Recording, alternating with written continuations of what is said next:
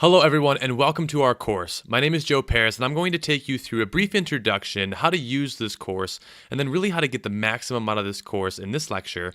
And then in our next lecture, I'm going to show you how you can get a hold of us to really get your questions answered and to really use this course to its maximum potential. So to begin our course here, we're going to give you a brief introduction to how to use databases and what databases are in MySQL.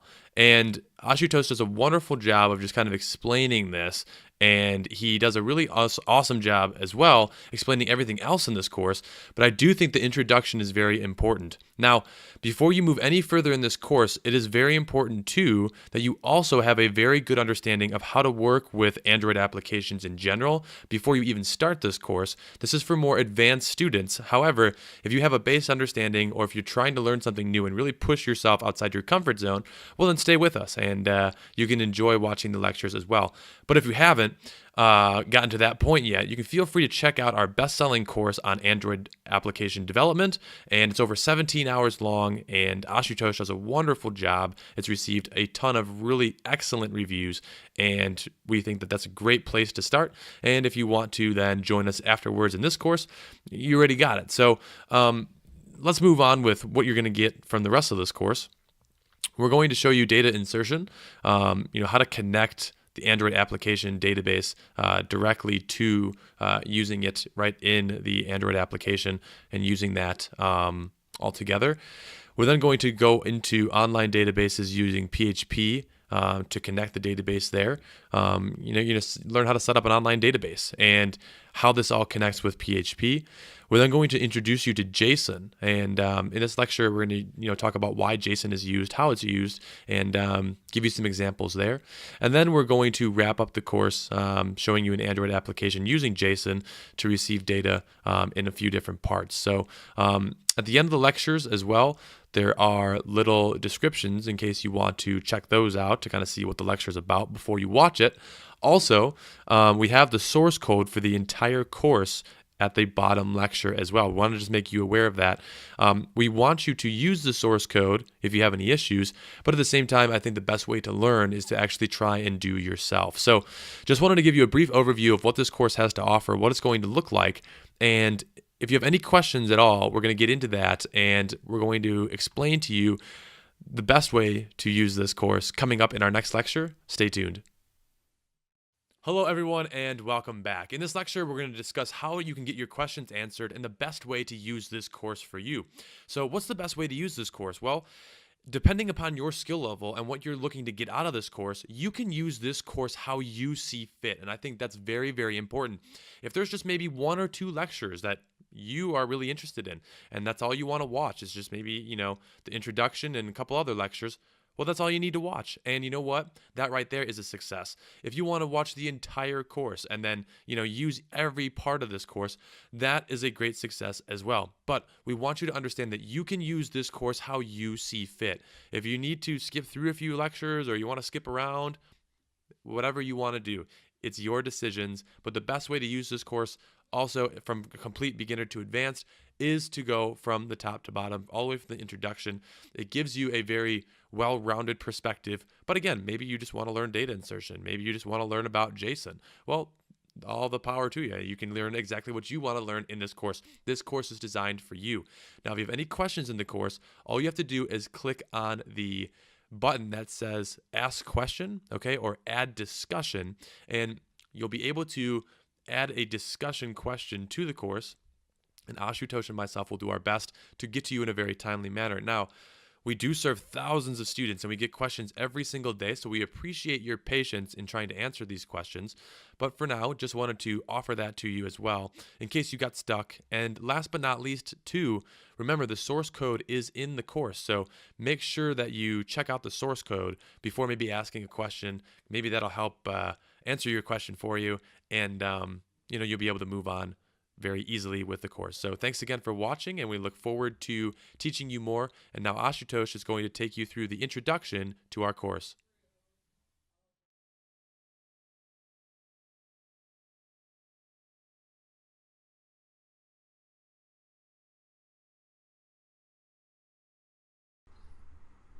Hello and welcome to this tutorial, and in this tutorial we are basically going to learn how we could design Android applications using PHP and MySQL. So basically in this set of tutorials we are basically going to learn how to develop Android applications and use the MySQL database in order to basically store the data onto an online server so as to basically make the application access data from the server whenever we need it. So if we want to actually design an Android application, the Android application actually consists of three main parts. So the very first part is basically the graphical user interface of our application. So the graphical user interface of our application is nothing but the look and feel of the application, such as the menu items, the buttons, and all that kinds of stuff. And the next part of our application is actually the the core logic. So let's go ahead and list some of the parts of our Android application. So the very first part is going to be the user interface. So user interface is one of the crucial part which basically allows us to interact with the application.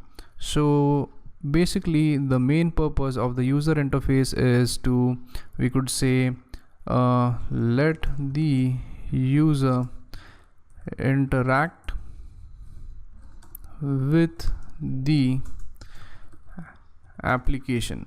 So this is the main purpose of the user interface. Now the next most important component of our Android application is nothing but the actual logic which is used in order to, what you could say, perform some action depending upon the user interaction. So the main logic of our Android application is mostly written in Java. So Java is basically one of the crucial languages which we will need to learn in order to understand or in order to develop complex Android applications. And also I forgot a thing like which interface or which language you need to use in order to design the interface. So this is basically the XML. So we'll basically need the XML for the user interface. And for the second part, which is nothing but the logical part, so the main logic behind our application is basically going to decide how our application performs, or we could say how our application responds to user interaction. So basically user interaction is nothing but clicking of buttons, scrolling the app, or pinching the screen, and all those kinds of interactions. Now the logic, like what happens when the user interacts in different manner, is actually written in Java. So Java is basically used to write the logic of our application, and XML is used to design the user interface. So in this tutorial series, our main focus would be on the third part, and the third and the most important part in almost any application is nothing but designing the database so as to store the data related to your application. Now some of the applications are like where you don't need to store data, like the calculator application, in which basically you perform some calculation and you actually don't need to store in much data when you basically exit out of the application. But in most of the applications and in most of the cases, we actually need to use or store data somewhere, either be it in the phone, or let's say we store the data in some online database. But the thing is that we actually need to handle data in a certain Android application. So the most important part of any Android application is learning how to process data and how to actually store the data. So this is the third part, which is called as the data, and that part actually helps us to, you could say, helps to save and manipulate data. So for the logic, the language which we use is nothing but Java, and for the last part, which is nothing but the data part, we use something which is called as PHP and MySQL. Now you might be familiar with these languages, and it is actually good if you study these two languages so as to basically what you could say connect your application to a database. And we are also going to learn what are databases. So even if you know what databases are, it would be a good revision for you, like learning what are databases. So whenever we are talking about data for any software, the entire data of any software is actually stored at a position which is called as the database, that is the base of the data. So basically a database is nothing but the collection of data which our application is going to use. Now the data is actually stored in a very organized fashion in a database. So let's say if you want let's say if you are creating an application for a school, so we do not randomly throw data in a database, like each and every information in a database, but instead what we do is that we organize this data in a very proper what you could say format, so that it would be easy for us to actually retrieve the data whenever we want. So the data in the database is actually stored in the form of tables. So let's say you are creating some application in which you want to actually store in the what you could say the first name, the last name, and the login name of a user.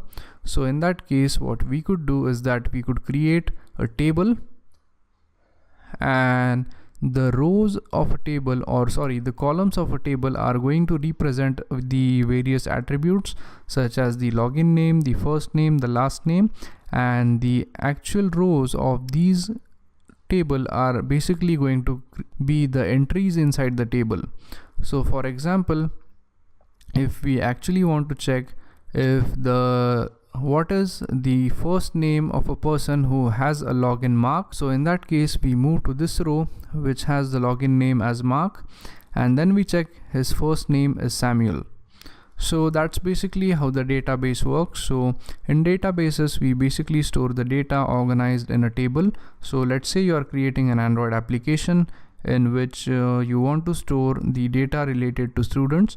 So instead of throwing in the data directly into the database, what we do is that we actually create a new table for a student, and in order to list out the properties of the student or the attributes of the student, we design different number of columns for each attribute. So in case of a student, let's say the attributes might be name, the contact, address, the subjects which the student is going to study, the marks obtained by the student, and many other attributes just like that. So basically we create a table and we basically store the entire data in a tabular format into the database. So it's extremely important that we study databases in much more depth, and the main reason for that is, in case of Android application, what we could do is that we could use the data, we could store the data on an online database, and we could actually process data, retrieve data, and use the data to our advantage in our Android application. So let's say if you actually want to create an application which actually sends the data to other users, so in that case what we do is that we simply create a database, we create some slots in the database so as to save the data, and we actually save the data into the database. So this was the basic intro, like what databases are.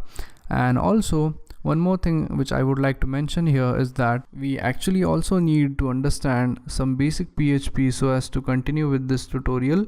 And even if you don't have a basic understanding of PHP, and if you could grasp any programming language quickly, then PHP is not a difficult language to learn, and you could learn PHP along the way in this course as we move along.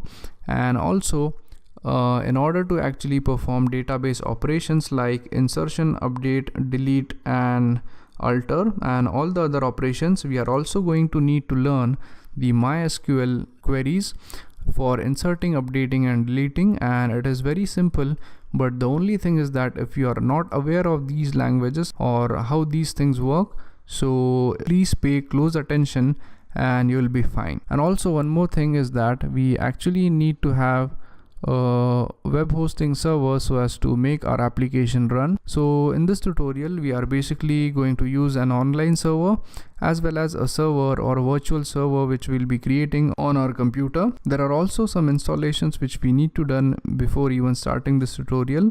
So in the next tutorial we'll basically learn how to basically set up a virtual server on our device, or we could say on our personal computer. And we are also going to learn how to use PHP so as to connect the database. We are also going to create a database in the next tutorial, and we are basically going to have an actual look into the database, how the database looks like, how we could store data, or how we could store the tables into the database, and how we could store information inside the table which are actually present in the database. So that's it for this tutorial. So this was the basic intro so as to give you an overview like how databases actually work in an Android application. So basically the main purpose of studying databases is that most of the times when you are creating an Android application for any purpose, you will need to store the data on an online database so that the users could actually retrieve and save the data from the database. So that's it for this tutorial, and I hope you guys understood what is the main significance of using the database in our Android applications. And there are actually many methods, or we could say many ways to basically connect your Android application to the database, but for the sake of this course we'll be studying how to actually connect our Android application by using PHP and MySQL databases. And we'll be doing it by using the local host, and also we'll try to do this by using the online server. So thank you very much for watching this tutorial, and I'll see you guys in the next tutorial. Thank you. Hello and welcome to this tutorial, and in this tutorial we are going to learn basically how to install XAMPP on our computer and how to basically set up a database on the local host so that we could basically use the database in order to store the data. So the very first thing which we need to do is that as we will be working with a database which is an online database, we will need an online server, or at least a server which basically helps us to add data into a database.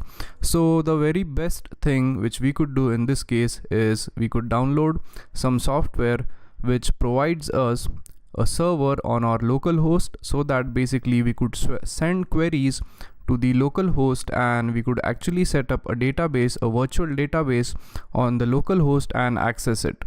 So the very first thing which we do is that we download an application which is called as XAMPP. So in order to download XAMPP, we type XAMPP, which is XAMPP download, and the first link which is going to pop up is from the apachefriends.org. So basically this venture actually has their own application which is called as XAMPP. So basically when you click on the link, you will be redirected to a page which has download links for Windows, Linux as well as Mac, or the OS X version of the Mac. And now the next thing which you need to do is that you simply need to download XAMPP and install it. So I would basically recommend you to download this version of XAMPP, which is 5.3, which is basically 5.5.33.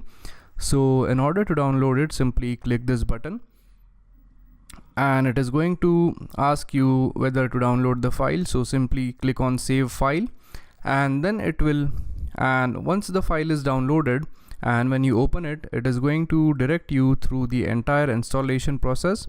And the installation process is quite simple, and you actually don't need to remember anything regarding the installation. So basically once the installation is done, the next thing which you could do is that you could close this browser, you could go onto the search bar and simply type in XAMPP, which is XAMPP, and it should redirect you to a control panel. So basically you need to actually check if XAMPP is actually installed on your computer. So if you open this thing up, you will be prompted with this window. Now actually when you download and install XAMPP, the server is not automatically going to start. So basically in order to start the XAMPP server, you need to open this thing up, which is nothing but the XAMPP control panel. And this control panel actually has options to basically start the Apache, which is the server, the MySQL, which we'll be using in order to save our databases. So basically, when you open this thing up, the next thing to do would be simply click on start. So as you could see, the Apache, which is nothing but the server, has started. Now we also need to start up this MySQL, so also click start over here. And in order to make sure that everything is running properly, simply open up your web browser and simply type in localhost. So once XAMPP is actually installed properly on your computer, and when you go to the browser and when you type in localhost, this should be the page which you should be redirected, and this states that we have successfully downloaded and installed XAMPP on our computer. Now once XAMPP is actually downloaded, the next thing which we will do is that we actually need to switch to this PHP myadmin. So this PHP myadmin is nothing but it's like an admin panel, basically, to, you could say, control the databases, control everything which is present in the backend. So this is basically the admin panel for your website. So for example, if you have ever purchased like a domain name and a hosting for any website, you will be also presented with the same PHP myadmin web panel. So this panel actually has functionalities to basically create a new database, create tables inside a database, and actually maintain your databases. So the very first thing which we will need to do here is that we actually need to create a database. So in order to create a new database, a brand new database, the very first thing which we do is that we open up PHP myadmin, and as you could see, this is the window which you should be presented when you open up PHP myadmin.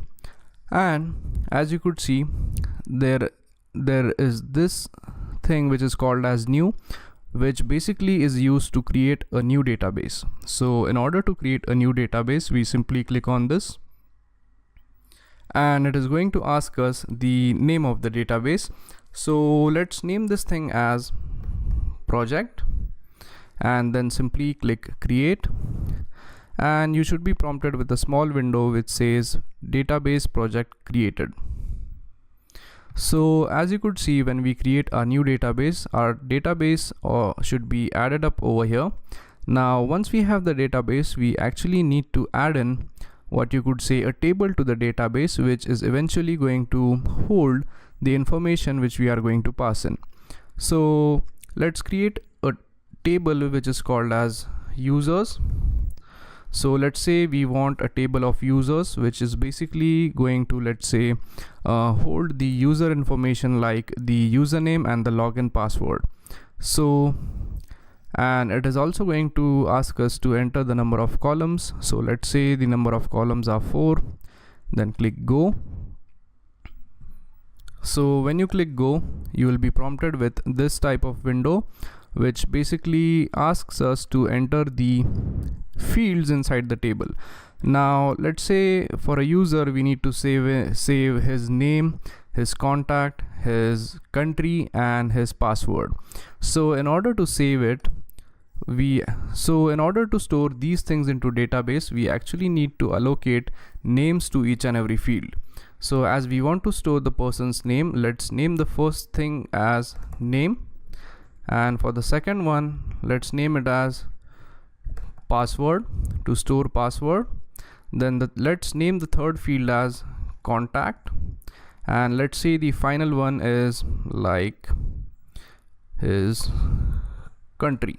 And once you have set up the names for the fields, the next thing to do would be to select the type or select the type. So type is nothing but it is going to basically ask us what we want to store in the name. So for the name, we are going to select text. For the password as well, we are going to go with text, and similarly for the other two fields, we are going to select text. Now basically, if you are storing the contact number of a person, you basically need to go with a field which says integer, but for the sake of simplicity, we are going to simply select this as a text. Now once we have set up the fields inside a table, and once we have set up the type of these fields, we could simply go ahead and hit save, And what this thing is going to do is that it is basically going to create a table for us with these 4 fields. So as you could see, now we have successfully created a brand new table which basically holds these 4 values. So the very first value is name, the second one is the password, then we have contact, and then we have country. Now the next thing which we need to do is that we actually need to insert some values into the database. Now the thing is that you could easily add values by using SQL. So if you are familiar with SQL, you could simply select this option right here, and then what you could do is that you could basically type in a SQL query so as to basically insert values in the database. But as we want our Android application to basically communicate with the database, the very first thing which we need to do is that we need to write a PHP script which allows us, or which allows our Android application to connect with the database. So the very first PHP script which we are going to write here is the script for connecting to the database. So now let's go ahead and write a simple script so as to connect ourselves with the database. So we simply close this thing and we open up our text editor. So I'm going to be using Atom, so I simply open up the Atom text editor, and inside the text editor we actually need to create a PHP script so as to make the connection with our database. So we simply go to File, create a new file, and what we are going to do is that we are going to save this file in the PHP format. And one more important thing which we need to remember while creating or saving this file is that we actually need to save this file in the location where all the files related to the server are actually present. So the very first thing which we do is that we check where our actual server is located. So if we open up File Explorer and go to C, and if we go to this folder which says XAMPP, and inside XAMPP we actually need to go in the htdocs folder. So this is basically a folder where we'll be saving our entire files, and in order to organize it in a much more proper way, let's go ahead and create a brand new folder, and let's name this as project. This should be project, and we are going to save our entire files in the project folder. And also make sure that you always save your files on the server inside XAMPP and inside a folder which is called as the htdocs. So this is the folder which is basically going to contain all the server files which we will be using. So, and also you could go ahead and create some folders in there so as to basically organize all the things in a proper fashion. So once we are done with this, we switch back to this PHP script and we save this in the same location. So go to File, click Save, and then basically go to the C drive, XAMPP, htdocs, and the folder which we will be using for this project is going to be project, and let's name this thing as init.php, and simply click Save. And as you could see, now our file is stored in this particular folder which is project. So this is the file right over here. So now the next thing which we do is that we actually start writing the PHP script. So basically, as this PHP script is going to be for establishing a connection to the database, so the very first thing which we need to do is that we actually need to pass in the database name. So in order to check what our database name is, we again go to localhost, then we go to phpMyAdmin, and as you could see, the project is the name of our database. So basically we return back here, and then we store this thing, or we store the name of the database into a variable. So in order to declare a variable in database, we type $, then we type the variable name. So let's say we name it as db_name, which stands for database name, and then we type in the name of our database, which is nothing but project. Now the next thing which we do is that we also type in the username of the database. So by default, the name or the username of the database is root. So we type MySQL _user, and let's name the user as root. So root is the by default name. Now we also need to pass in the server name. So we create another variable called as server name, and server name is going to be local host. So once we have these three things set up, the next thing which we do is that we set up a connection. So we create another variable and let's name it as connection. So we type $connection equals MySQL underscore connect. So this is basically used in order to establish a connection, and to this we are going to pass in the parameters. So the very first parameter is going to be the server name. So we type $server name. Then the next parameter which we are going to pass is going to be the username. So the username is $MySQL underscore user, and the next thing which we type in is going to be the password, and in this case by default the password is blank, so we are going to leave this field as blank. And the final thing which we are going to pass in to this is going to be the name of the database. So we type $db underscore name.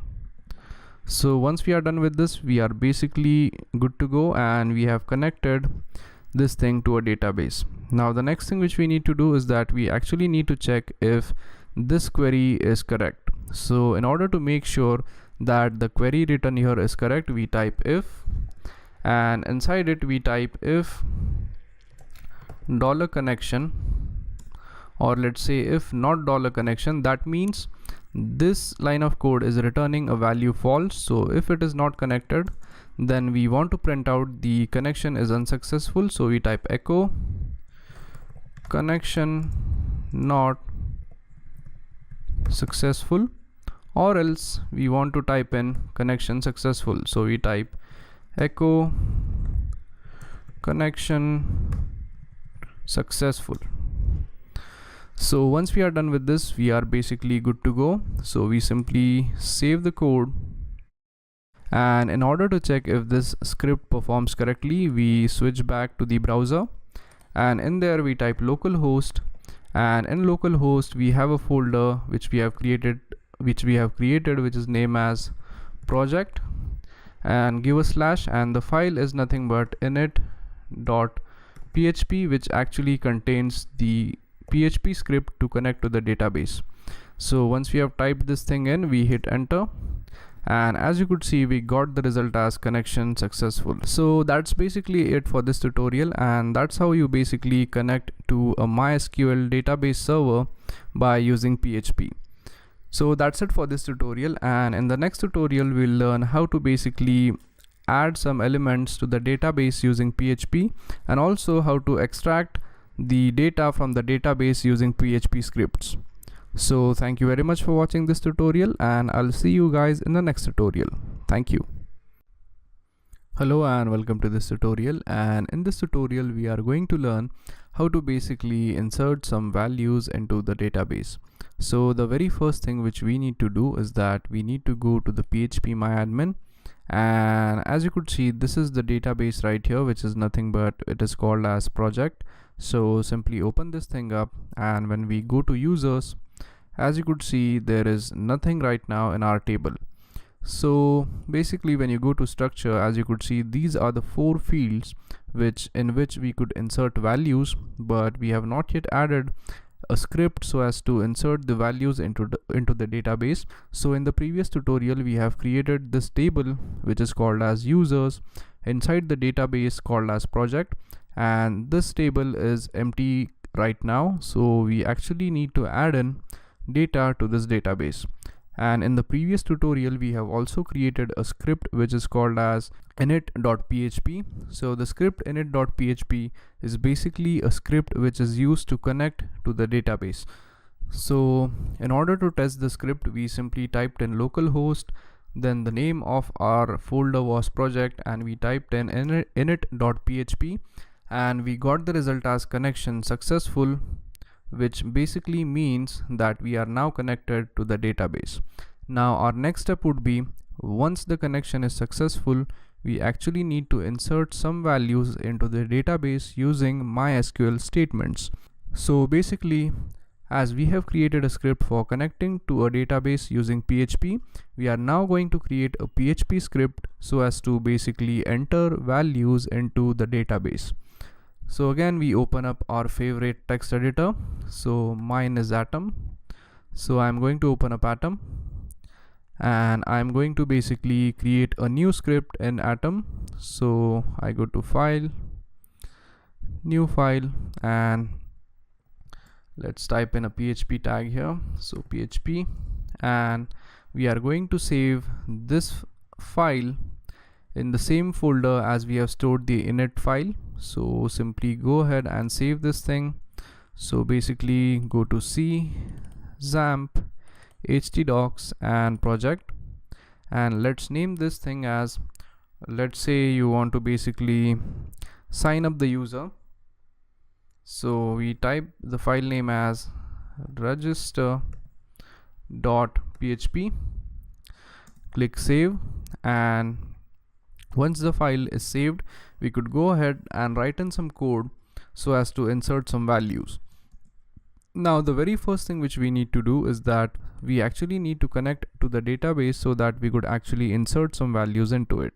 So basically, in order to connect to the database, we need this script right here.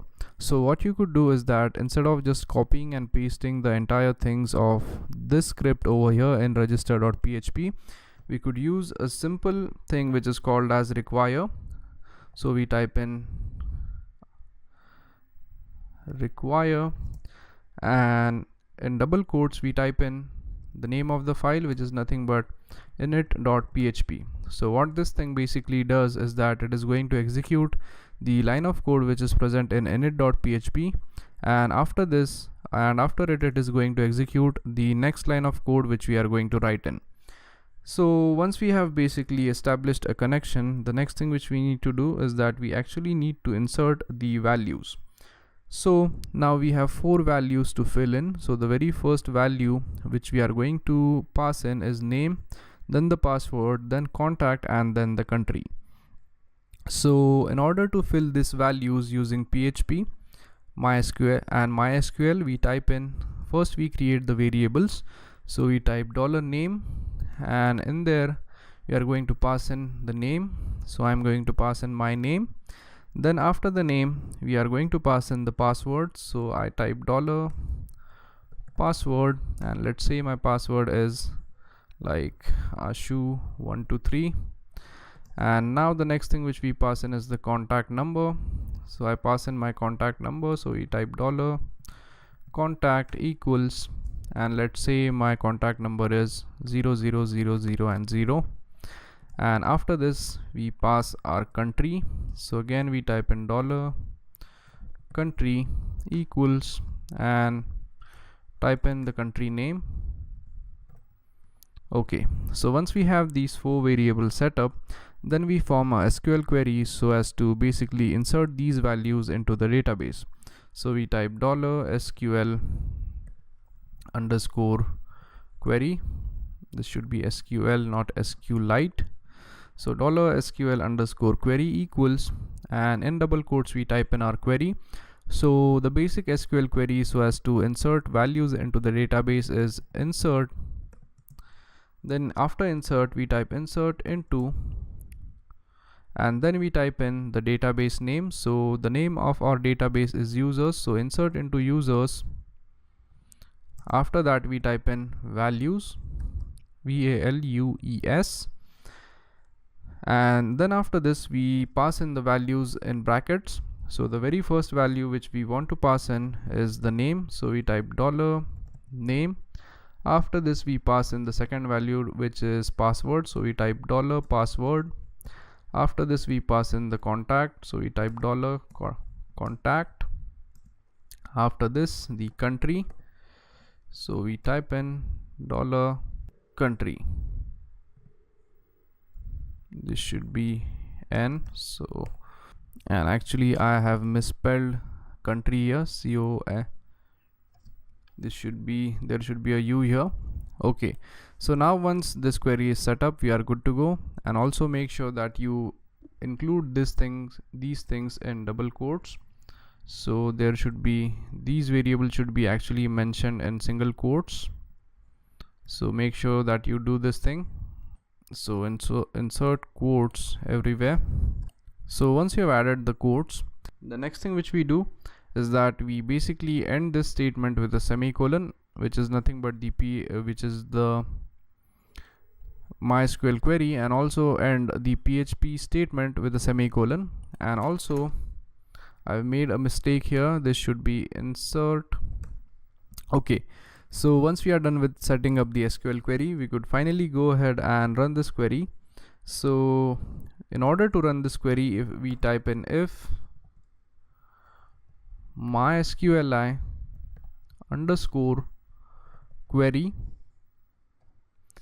and to the query, and to this we pass in the connection variable. So we type $connection, even if the connection variable is not actually present in the register.php, but if we switch to the init, as you could see, the connection variable is present right over here. So we pass in the connection as well as the SQL query. So we type $SQL query. So what this thing does is that it returns us the result, and actually I again made a mistake here, this should be SQL query. So once this thing is done, the next thing which we do is that on executing this query, we want to display like the data has been inserted. So we type echo and type in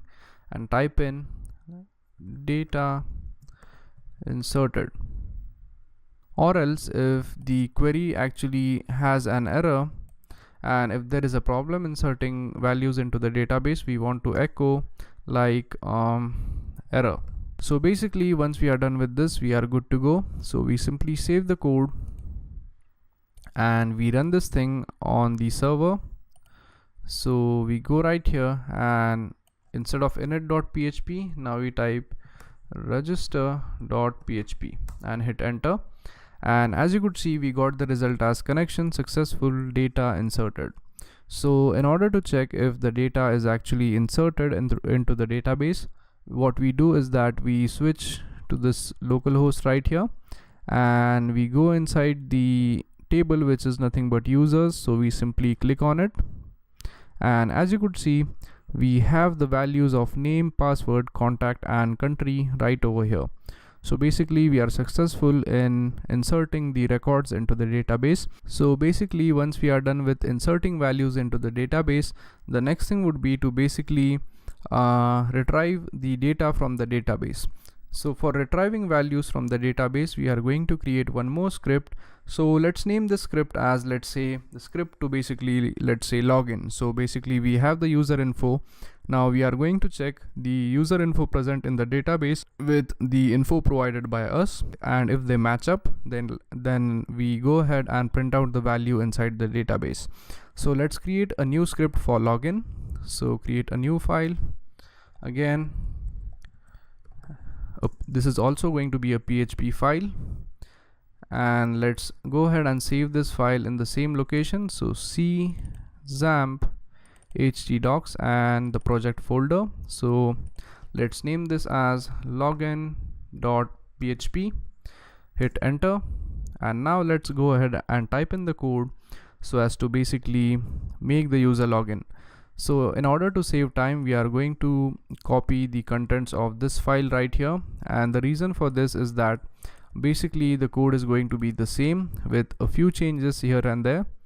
So the very first thing which we change is that we change the SQL query.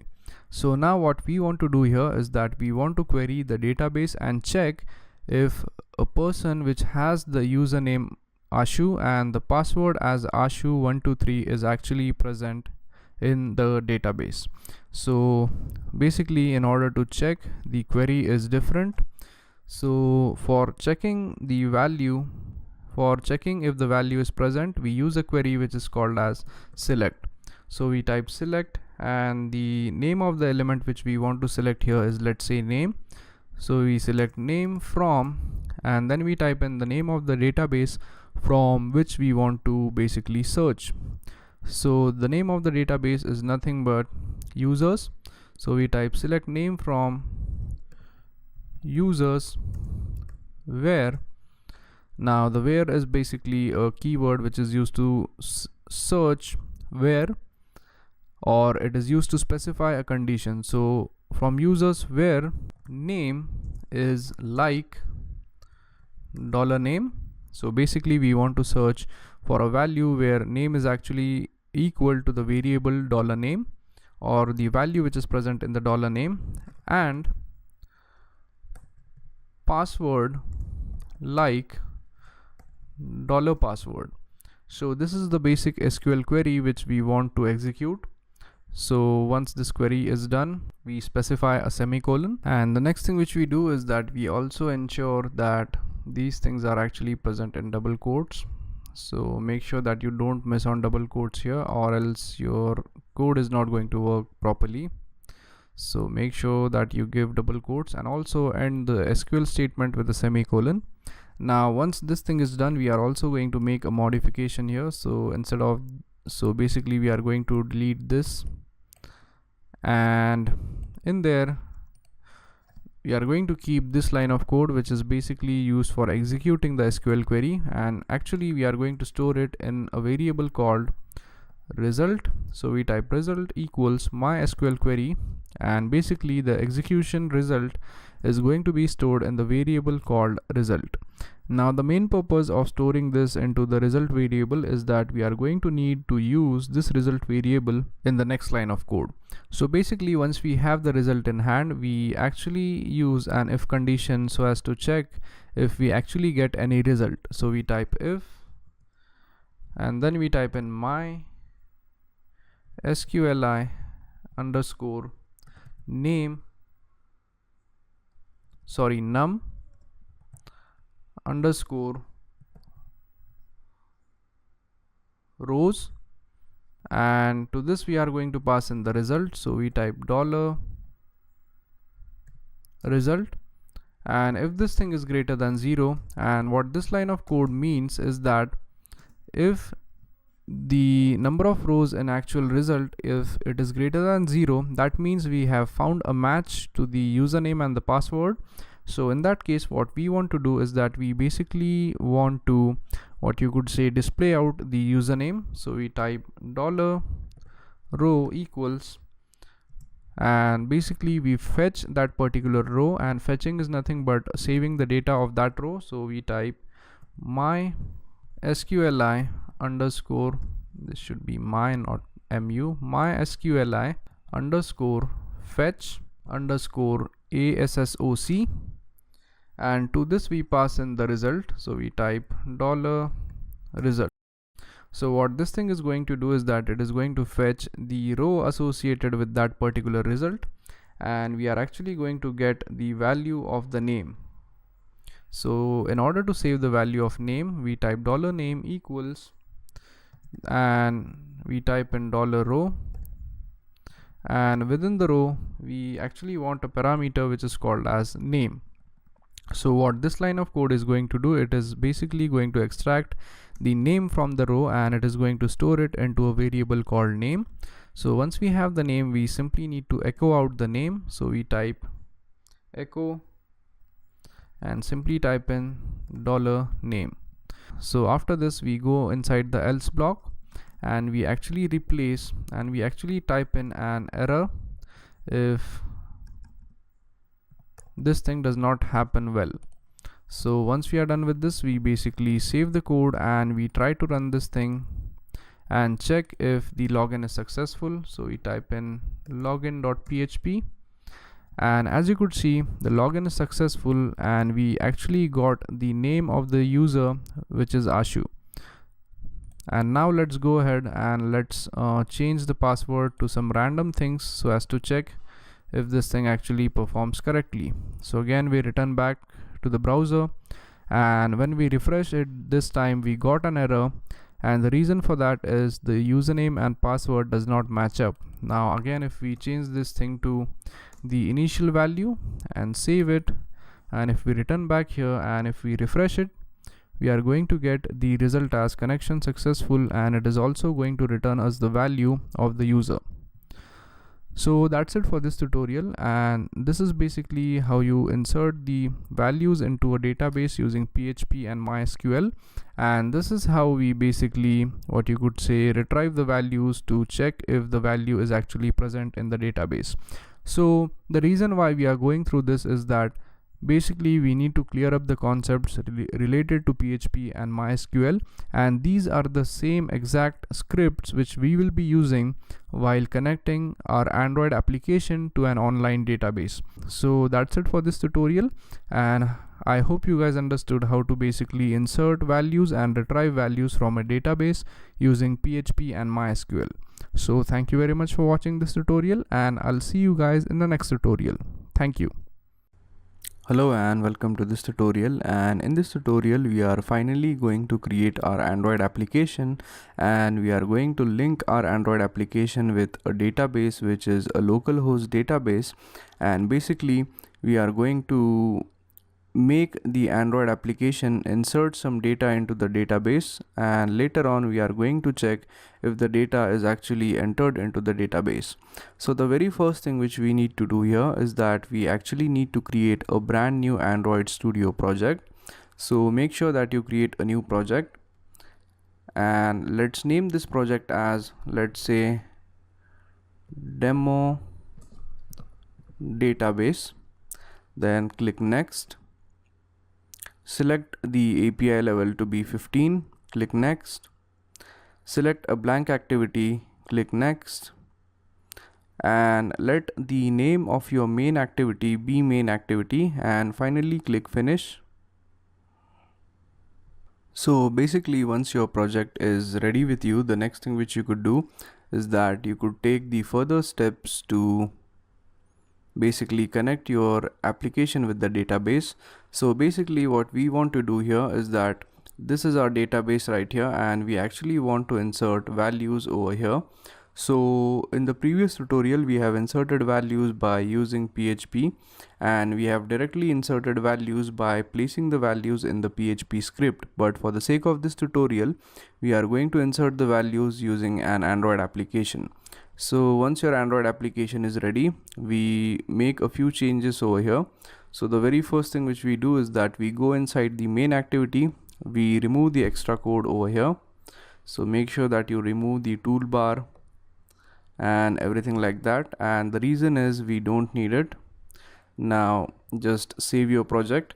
And one more thing which you need to do here is that you basically need to create a brand new activity so as to basically allow you to insert data into the database. So in order to create a new activity, we go to the Java folder, we go to the first folder which has the main activity, go to new, select an activity and a blank activity, and let's name this activity as, let's say, register. So register is basically an activity which allows us to register the user with the application, and then finally click finish. And it is going to create a brand new activity for you. Now basically we are going to add some UI elements to this activity which has edit text, which allows us to basically enter the data, and we'll place a button at the bottom which basically allows us to click the button and insert the values into the edit text. Insert the values from the edit text and put them all together into a database. Now as you could see, this is our register activity. Now the next thing which we do is that we add a few fields onto this register activity, which basically allows us to let's say enter values onto the application which could be later transferred into the database. So we are going to go with some text fields for plain text. So make sure that you select it and drag it and drop it right over here. So basically we are going to select 4 of them, and that is because our database actually has 4 values in it.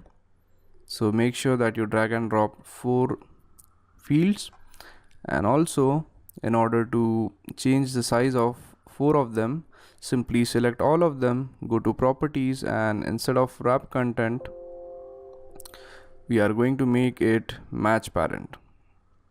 So as you could see, these are our 4 fields. Now the next thing which we do is that we also place a button here.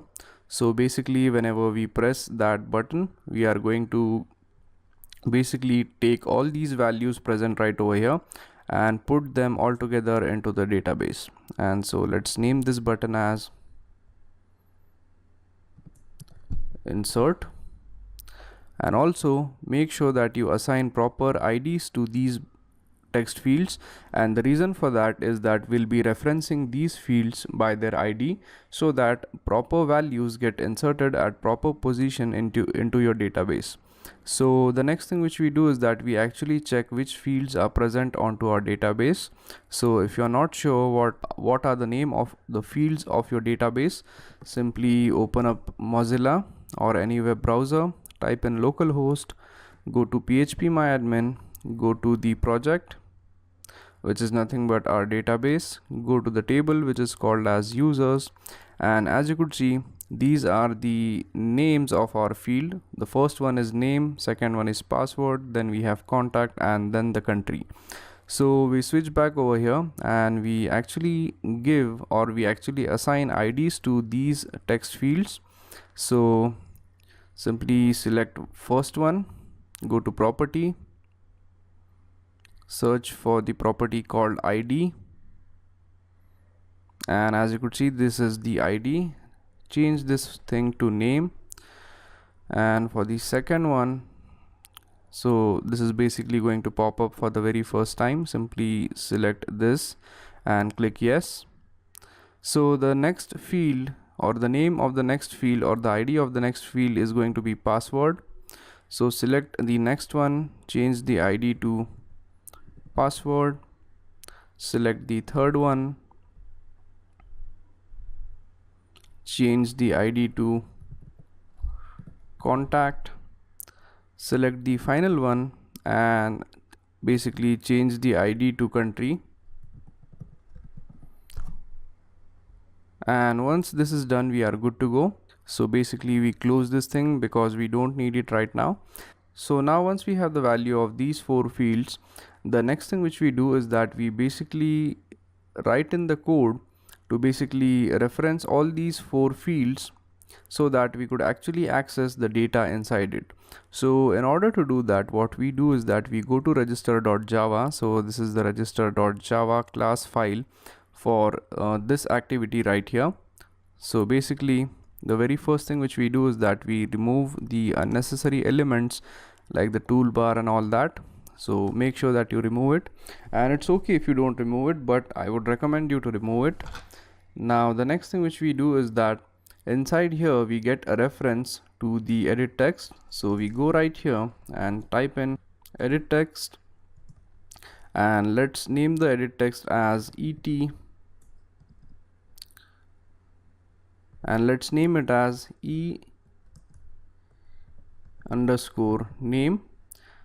So this is the reference for the first edit text. Now let's name the second one as e underscore password. Let's name the third one as e underscore contact, and for the final one let's name it as e underscore country. So once we have these 4 edit texts, we could go ahead and we could basically go inside on create and have a reference to each of the edit text. So for the very first edit text, which is e underscore name, we type e underscore name equals,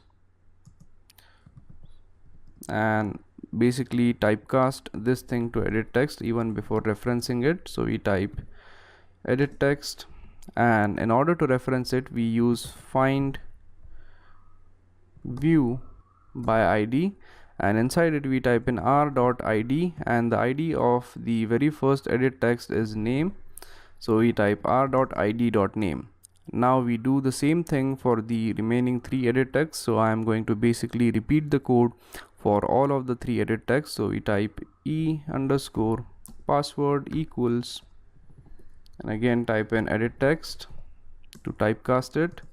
Then we get a reference by find view by id r dot id dot this should be password. Now for the third one, e_contact equals edit text find view by id r.id.contact, and for the final one, which is e_country equals edit text find view by id r.id.country. Okay, so now once we have the reference to all the 4 edit text, we could go ahead and we could type in the code to basically extract the values from all the 3 edit text. So the very first thing which we do is that we create some strings here to save the value. So we type string, and let's name the first string as name.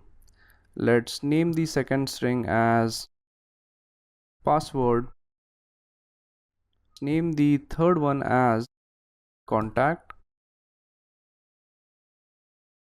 Name the fourth one as country. Okay, now once we have these 4 strings, we actually need to go ahead and extract a value from these text fields. So in order to extract the value, what we do is that we make the use of the onClick method of this button. So basically select this button, go to properties, and basically let's name the onClick of this method as register. So we type reg user.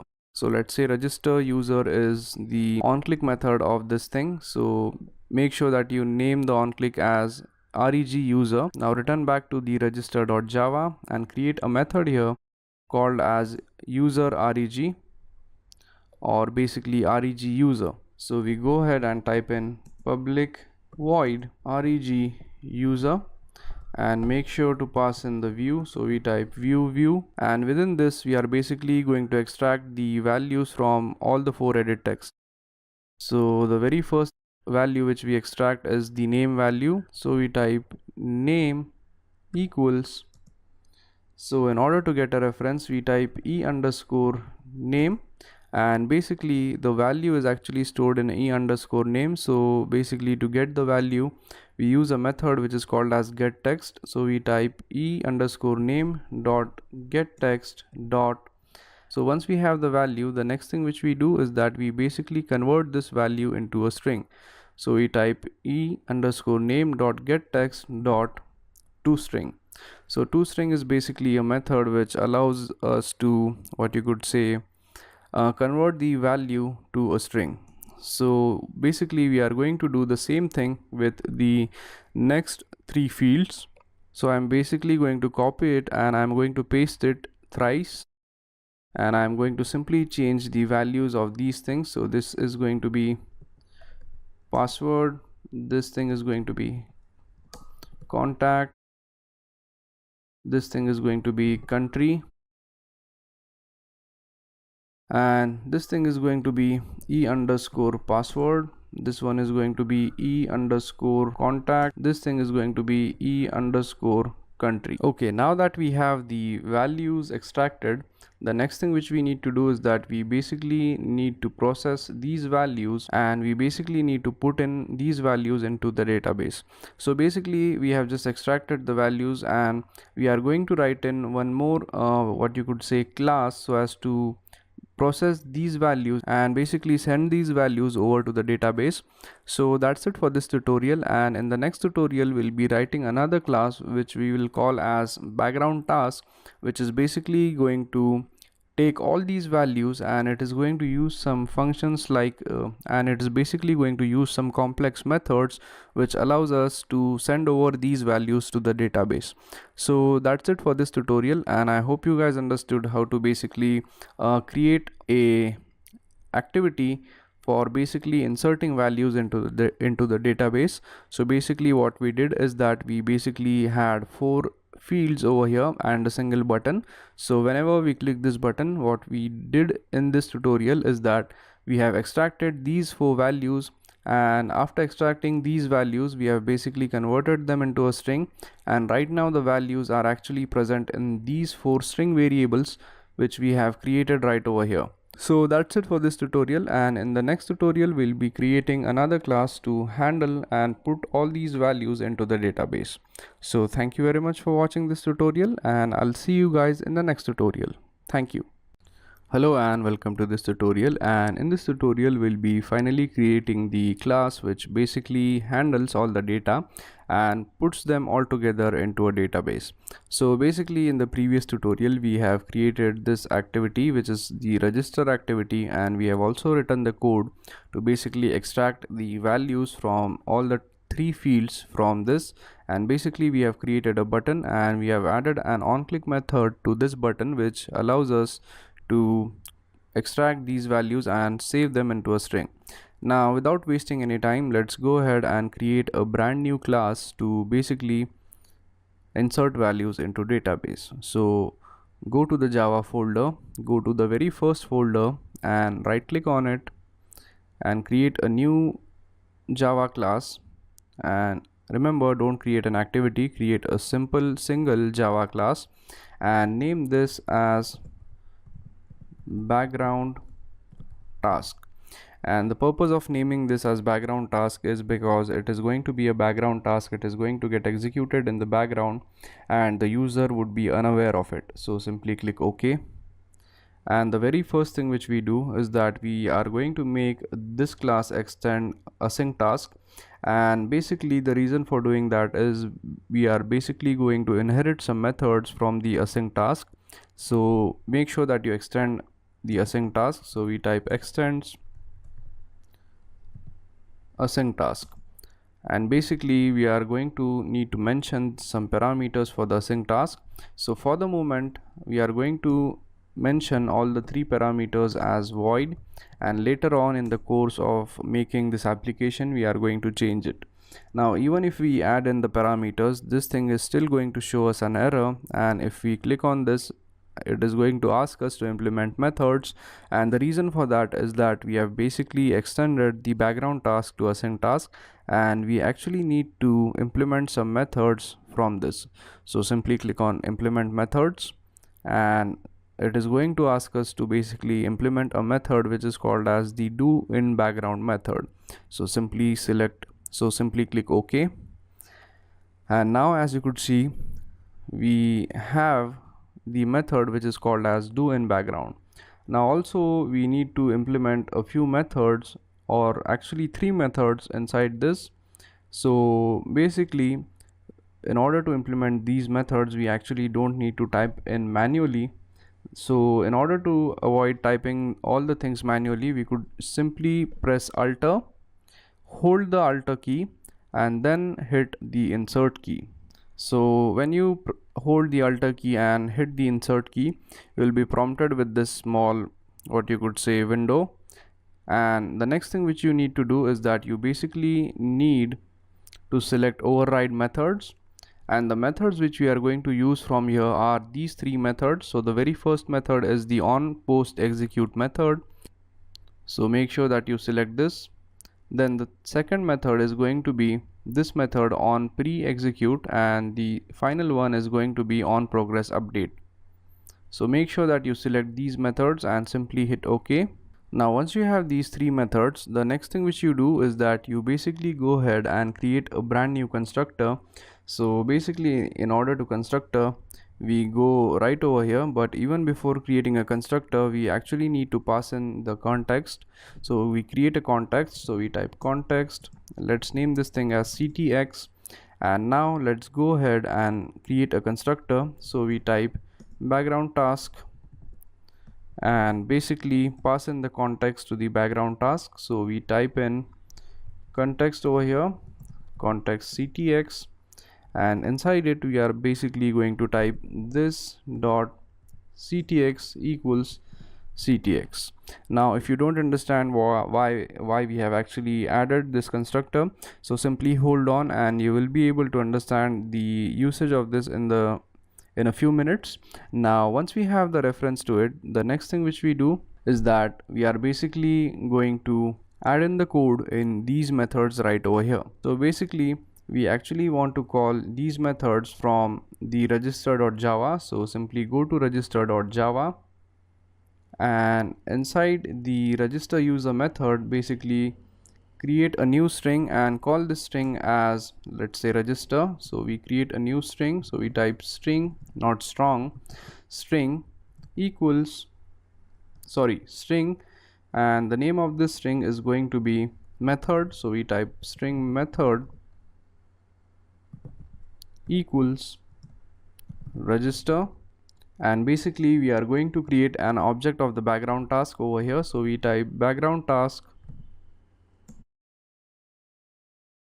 and let's name it as background task equals new background task, and we are going to pass in this as a reference, and finally we are going to execute the method from the background task. So we type background task dot execute, and inside here we are going to pass in the method. So we type method over here. To this method we are going to pass in the 4 parameters, which is nothing but the name, password, contact and country. So we type name, password, contact and country. Okay, now once we have passed in these 3 parameters, it is actually going to show us an error, and the reason for this showing an error is that if we switch to the background task.java, as you could see, it has some different parameters over here. So the very first parameter here is void, and we actually need to change this parameter to string. So basically go here and change the first parameter to string. So now once it is changed, we also need to go into the do in background method. So this is the do in background method, and we also need to change this void to string. And as soon as we do it, as you could see, the error disappeared. Now the remaining code which we are going to type in the background task.java class is going to be inside the do in background method. So this do in background method is going to consist all of the code which is going to be performed in the background, so that we could basically use this code to insert values into the database. So the very first thing which we do is that we type in string method equals params of 0. So what this thing is going to do is that it is going to store the first parameter into the variable called string. Now the next thing which we need to do is that we actually need to check in if this method, the name of this method is equal to register. So if the name of this method is register, then in that case we actually need to perform the operation for the register method. So we type if method dot equals, and in double quotes we type in register. So in that case we want to perform the action which we are going to specify in here. Now also one more thing which we need to do is that we need to type in, or we need to create a string, and we need to call it URL or register URL. So we type in string reg underscore URL, and we actually need to mention the, what you could say, the actual path of the database on our local host. So by default path of my database is going to be http://10.0.2.2/ the name of the folder, which is project, and the actual name of the file which actually contains the PHP script to register. So that is going to be /register.php. And in order to avoid confusion, let me just cross verify this URL. So I'm going to pause this video and I'm going to confirm if this thing is the exact URL. Okay, so I have basically cross verified, and this is the same exact link where the actual database lies. So we are good to go, and actually change this to reg, it has become rer. So basically the reason for using this URL or the string URL is to store the actual URL where the actual database lies, so that we could reference it to insert our values. Okay, now once we have this thing, the next thing which we do is that we again go inside this if, and we extract the other parameters. So we type string name equals params of 1, and actually the reason for typing in the first parameter is because the next parameter after the method name is going to be the name. So this is the 0th parameter, this is the first, second, third and fourth. So let's do this for the remaining parameters. So we type string, the next parameter is password, So we type string password equals params of 2. Then we type in string, and the next parameter is contact. So we type string contact equals params of 3, and the final one, or the final string, is going to be string country equals params of 4.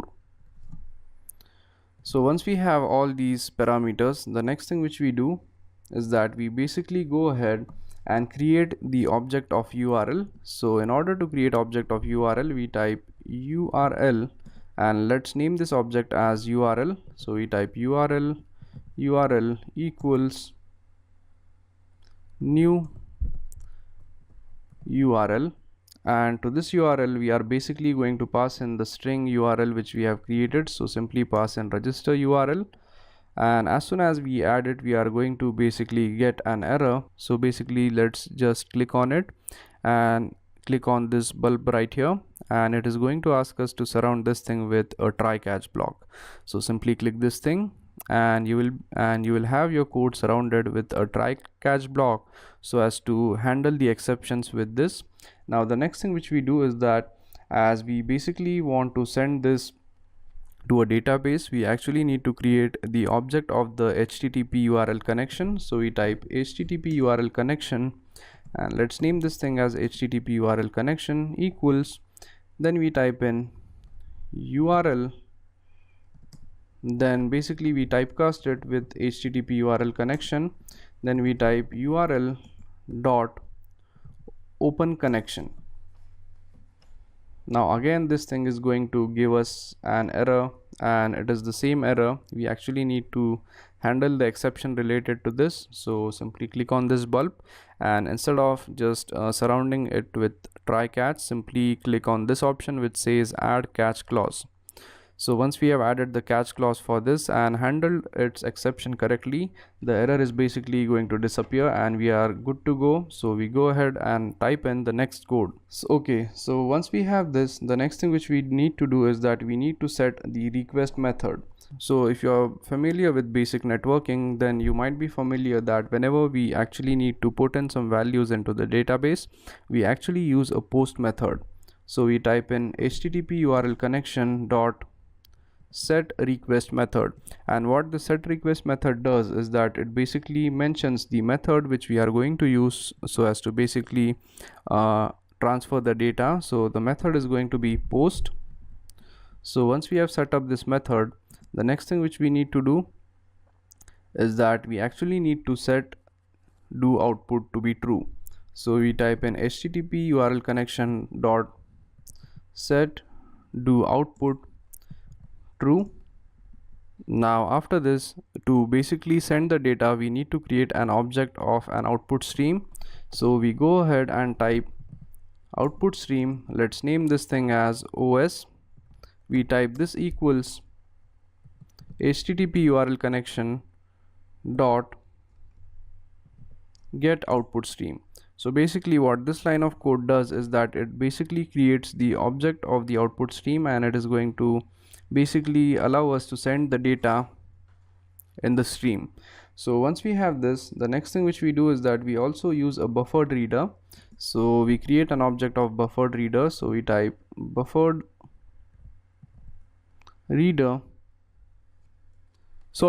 writer, as we are writing the data, and buffered reader is used whenever we are trying to read the data. So as in this case, as we want to write the data to the database, so we type buffered writer, and let's name this object as buffered writer equals new buffered writer, and within this we basically type in new output stream writer, and to this we basically pass in the object of the output stream. So we type OS, give a comma, and basically we need to specify the encoding. So the encoding for this is going to be UTF-8. Okay, now once we have these things set up, the next thing which we need to do is that we basically need to create a string and encode all the data into a particular string, and we need to call that string as data. So once we have created the buffered writer, the next thing which we need to do is that we basically need to encode the data by using the URL encoder. So we will be doing that in the upcoming tutorial. So that's it for this tutorial, and as you could see in this tutorial, we have basically got through halfway for writing the code for our background task, so as to basically write the data into the database. So basically what we have done here is that we have created the created the background task.java. We have created the constructor for it. We have passed in the context to the constructor. Then we have created the URL and we have stored it in a string, and basically we have extracted the parameters from the register.java method. So basically we have created the object of the background task here, and we have passed in the method name, the 4 parameters which are the name, password, contact and country, and we have extracted them over here. And once we are done with this, the next thing which we did is that we have basically created the HTTP URL connection object, so as to basically establish a connection. We have used the post method. We have set the do output to be true. Then we have created the output stream, and to basically write the data we have used the buffered writer. And in the next tutorial we'll be basically encoding the data and finally sending the data to the database. So thank you very much for watching this tutorial, and I'll see you guys in the next tutorial. Thank you. Hello and welcome to this tutorial, and in this tutorial we'll be continuing with the code which we have left in the previous tutorial. So basically in the previous tutorial we have completed the code till the buffered writer. So buffered writer was basically used to write the data so that we could insert this data into the database. Now I've added the next line of code. So the reason for adding the next line of code directly is that while recording this I might encounter an error in the while writing the syntax. So basically I am going to explain what I did here. So basically I have created a new string which is data, and the reason for creating this string is that we basically need to encode some information in this string. So basically we have used the URL encoder to basically encode the data. So I have typed URL encoder dot encode, and the first parameter which I have passed here is the name. Then the second parameter is the actual encoding format, and after this I have again passed in the name and the encoding format. So we have done this thing for the name, and I have just typed in the code for encoding the name, and we are going to type in the code for basically encoding everything else. So we also need to encode the password, contact and country. So I'm going to basically copy and paste the same thing 3 times so that we could basically encode the entire data. So after name, the next thing which we need to encode is going to be the password. So simply type in password here, and I misspelled password. Okay, and also change this name to password as well. Change this name to contact, change this thing to contact, change this name to country, and finally change this name to country. Okay, now once we are done with this, we are good to go. So we have basically encoded all the data and we have saved it all into the variable or into the string variable data. Now we could actually use the buffered writer to actually save the data or actually pass in the data to the database, and also make sure that at the end you simply need to delete this and add a semicolon over here. So now let's go ahead and write in the data to the buffered writer. So we go ahead and type in buffered writer dot write and simply pass in the data which we have. So this is basically data over here. So once we have passed in the data, we are good to go. Now we actually need to flush the buffered writer. So we type buffered writer dot flush. So this is basically going to flush the buffered writer, and finally we need to close the buffered writer. So we type buffered writer dot close. So once we have closed the buffered writer, we also need to close the output stream. So we type os dot close. So this method is basically going to close the buffered writer, and finally we actually need to return something over here. So we type return, and let's say this says registration success, and as soon as we add a return over here, it is going to show us an error, And the reason for that is basically when we go in the do in background, as you could see, the type of this method is void, so basically it is going to return nothing. So basically let's go ahead and change this to string, and what this thing does is that it basically allows us to return a string over here. And also we need to change this parameter to string so as to get rid of the error. So once we change this to string, as you could see, the error actually disappeared. And also we need to change this thing to string as well. So instead of a void, let's type in string, and instead of this a void, let's replace this to result, and also let's go ahead and replace this to result as well. So basically once all the methods are done, the code which we want to execute on basically executing everything lies in the post execute method. So this is a registration process through an Android application. So let's say after everything is completed successfully, we actually want to display a message via a toast like registration is successful. So in that case we also make a toast here. So we type toast dot make text and simply pass in the context to this toast. So we type ctx, then pass in the message which is result, then type in toast dot length long, and finally use a method called as show. Okay, so what we have done here is that we have basically created a toast which basically allows us to raise a toast when we actually are successful in inserting these values into the database.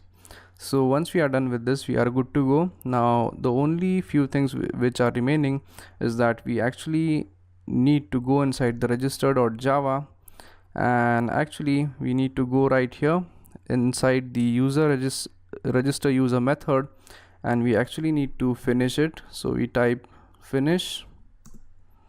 Okay, so once this is done, we are good to go. Now we actually need to go inside the manifest and grant permission to this application to use internet. So we type users permission android.permission.internet. Okay, so now once this thing is done, what we need to do is that we again need to go to the main activity, and as you might know, whenever we start the application, the first activity to start is going to be the main activity, and this is the main activity right here. And we basically need a method to switch from this thing to the register activity. So we are basically going to create a small button over here, and we are going to name it as register, or let's say go to register, and I think I made a mistake here. This is register. Okay, and basically we are going to go into properties, and to the on click of this we are going to add in a method name. So basically search for a property called on click. Okay, so to the on click of this we type in go to register, and I'm going to copy this thing, and after this we switch back to the main activities Java and create a method over here. So we type public void, name this thing as the on click, pass in the view. After passing the view, simply create a new intent over here so as to switch from one activity to other. So we type intent equals new intent, and basically to this intent the first parameter we pass is this, and the next parameter is going to be the name of the class to which we want to switch to. So that is nothing but register dot class. Now let's go ahead and use the start activity method so as to basically start the intent. So we type start activity and simply pass in the intent over here. So now once we are done with this, we are good to go. So we simply save the code, and what this thing is going to do is that whenever we go to the main activity and click this button, it is going to redirect us to this activity so that we could basically fill in these fields and hit this button so as to basically insert the values into the database. So now the only thing which remains is that we basically need to make changes to the files which are nothing but the register.php. So in order to make changes to the register.php, simply go into XAMPP, go to htdocs, and the name of our folder is project, and this is the file which is nothing but register.php. so I'm going to open this thing up in Atom, and I've actually already made the changes to this file. So if we open it, you will be able to find the changes which we have made, and I'm also going to explain what all changes we have made to this file. So as you could see, these are the changes which I have made to the file. So the very first thing which I have done here is that I have basically used the same script, but the only changes which I have made is that instead of using the what you could say ready-made variables, so right here we had a line like let's say dollar password equals, and we might have a password like ashu123. so this was the line of code which was present initially. Now what I have done is that I have simply changed the variable names a little bit, and basically instead of the actual values of the variables, I have put a post over here. So make sure that you make the relevant changes in your PHP script, and also you need to comment out the echo statements in this file which is register.php, as well as in the init.php. so make sure that you do the relevant changes, and once you are done with this, we are basically good to go. So simply save this file, and finally we can run our Android application. So basically when I tried to run this application, I actually was not able to insert values into the database, and the reason is that I almost forgot to add a line of code which is to basically get the input stream. So I finally added this line of code right here, and let's see now if the application actually works. So what I'm going to do is that I'm going to make this source code of the entire application available to you, so that even if you face an error, you could simply copy the code and you could actually use in the code so as to basically run this application. So now let's go ahead and save the application. So even before trying to run this application, we actually need to start the servers. So make sure that on the XAMPP control panel, the Apache and MySQL is actually started. Now once this is started, to make sure that the server is up and running, simply open up Mozilla and just type in localhost. So we type in localhost, and yeah, as you could see, our server is up and running. So now let's go ahead and run this application on the emulator. So as you could see, the application is up and running on the emulator. So when we hit this button right here which says go to register, we'll be prompted with this thing right here. Now let's insert some random stuff into it. So let's say the first thing is Apple. Let's say the second one is, let's say AAA. Let's say this is RRR, and let's say this is EE and E. So we just insert some random data to check if this thing works, and hit insert. So as you could see, it displayed a toast which says registration success. Now actually we have created a table for users, but to test it if this thing actually works, we have just entered random data into it. Now we actually got the confirmation as registration was successful, but in order to actually check if the registration was successful, we open up localhost. So open up the web browser and simply go to localhost, go to phpMyAdmin, and go to the project database, which is our database, and inside there we have a table called users. So as you could see, the last row, it says Apple, AAA, RRR and EEE. So basically we are successful in inserting the values into the database, which is nothing but the local database. So that's it for this tutorial, and I hope you guys understood how to basically insert values into the database. So thank you very much for watching this tutorial, and I'll see you guys in the next tutorial. Thank you. Hello and welcome to this tutorial, and in this tutorial we are going to talk about how to connect our Android application to an online database. So in the previous tutorial we have created an Android application, and basically what we did is that instead of connecting the Android application to an online database, what we have done is that we have basically connected it with a database which lies on our local host. Now the main problem with that is that it is okay if we actually want to test our Android application while developing it, we could actually connect it to a local host. But when you actually want to launch your application so that public could use it, so in that case what we need to do is that instead of storing the data on the local host, we actually need to store in the data of our Android application onto the online server. Now the next thing which we need to learn is that how to basically set up an online server. And the thing is that we actually don't need to set up an online server. We could actually rent a online server. So basically, in order to get hosting so that you could basically host your data or you could host your database, what we actually need to do is that we actually need to buy in web hosting.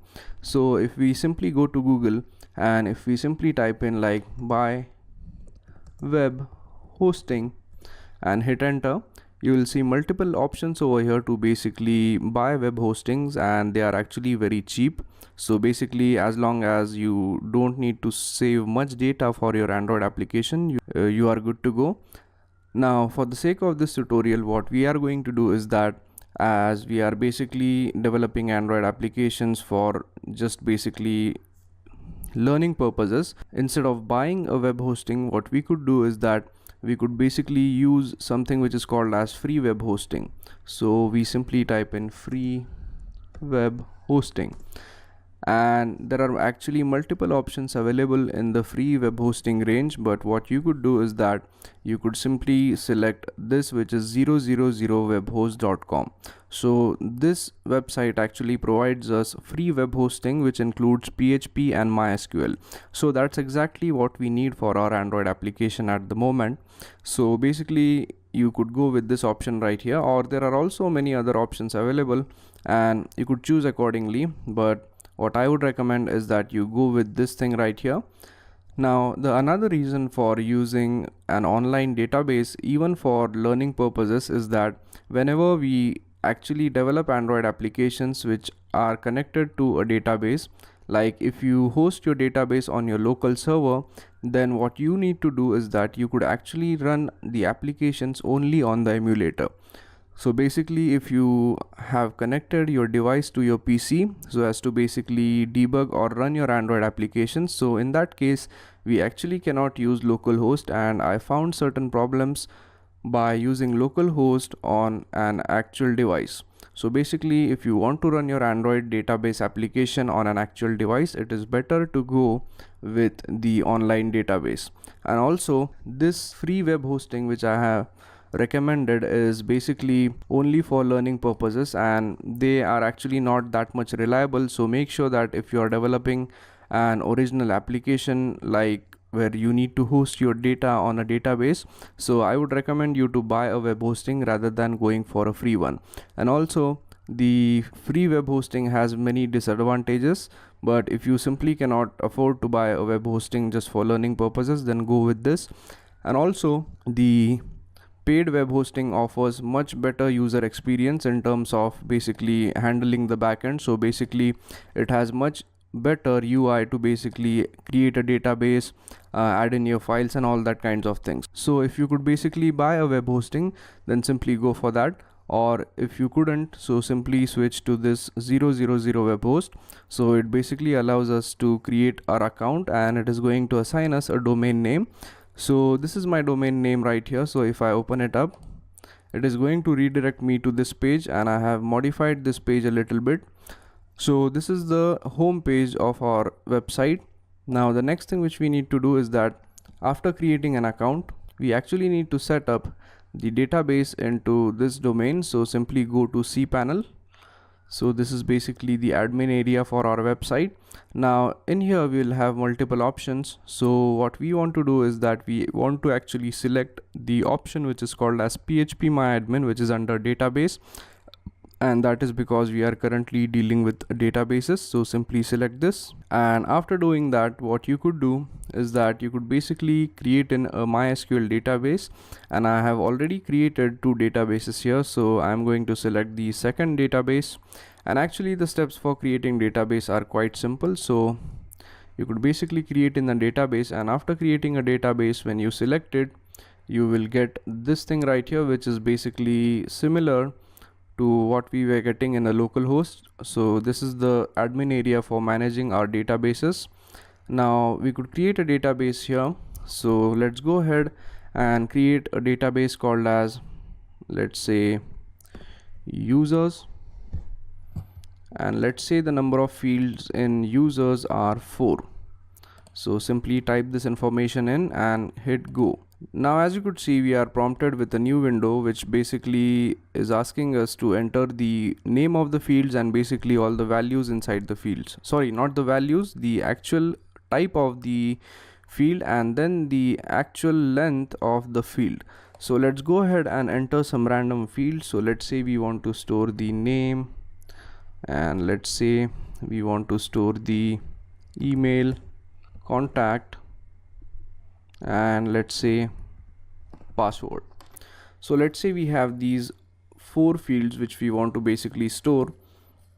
Now the next thing which we do is that we assign a type to it. So basically let's assume that we actually want to what you could say, save text here, and now let's say the values are 30, 30 and 30. So once we are done with this, we simply click save and this should create a new database for us. So once we have created the table, this is what we get.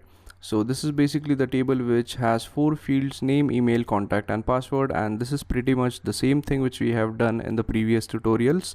But the thing is that we have done this thing in an online database, and I just wanted to show you that this is very much similar to what we have done on the local host. The only thing is that the admin panel for this has a little bit different theme. So once this thing is set up, the next thing which we do is that we actually need to try to establish a connection to this online database. So basically, in order to set up a connection, what we need to do is that we need to write in a PHP script to basically set up a connection to this thing right here. So actually, even before setting up the connection, we are going to need some information related to our database. Now the information which we actually need is going to be the host name, the database name, the username and password, and also we'll require a domain name for our website. You can actually purchase a domain name, but if you actually want a free domain name, then this free hosting site actually provides us with a free domain name as well. So we actually need to extract these 4, or you could say 5 parameters even before trying to establish a connection, and the reason for that is that these parameters are actually needed to define to basically tell the server so as to basically which database we are going to connect to. So we could easily get this information. So for example, if we switch to this panel right here, as you could see, it is telling us that the server is basically the local host. So basically what this thing means is that the host name is localhost, and even if this is not a local host, it is named as localhost. So make sure that you add this name over there, and in your case it might be something different, but in most of the cases it is localhost. Now it has also assigned me a database name, so which is this, and actually if we have a look at here, this thing right here is nothing but the database name.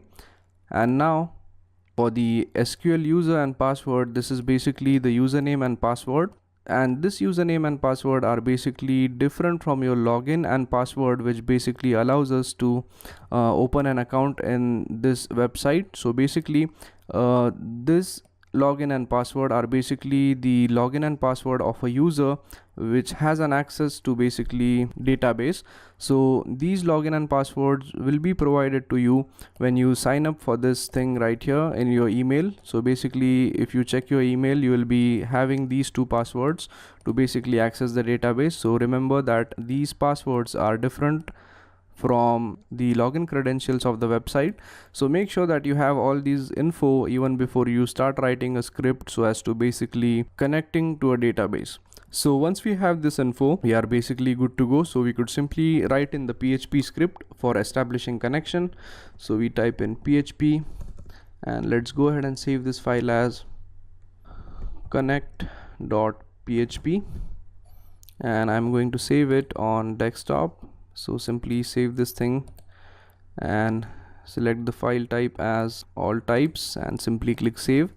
And now we could type in the code so as to basically establish the connection. So what I'm going to do is that I'm going to create 4 variables: host, database, user, and password. So I'm going to type in $host equals, I'm going to leave it empty, and later on I'm going to copy the things from here. Then I'm going to type in $database equals, then the next parameter is the username, so we type $username equals, and finally $password. So once we have these things, let's simply go ahead and copy these things into this PHP file. So basically I'm going to copy all these things. Okay, now once we have these 4 fields set up, the next thing which we could do is that we could basically write in the query so as to basically establish a connection. So we type $con equals MySQL underscore connect, and in there we could simply specify the parameters. So the very first parameter is going to be the host name, so we type $host. Then the second parameter is the username, so we type $username. Then the third parameter is going to be the password, so we type $password.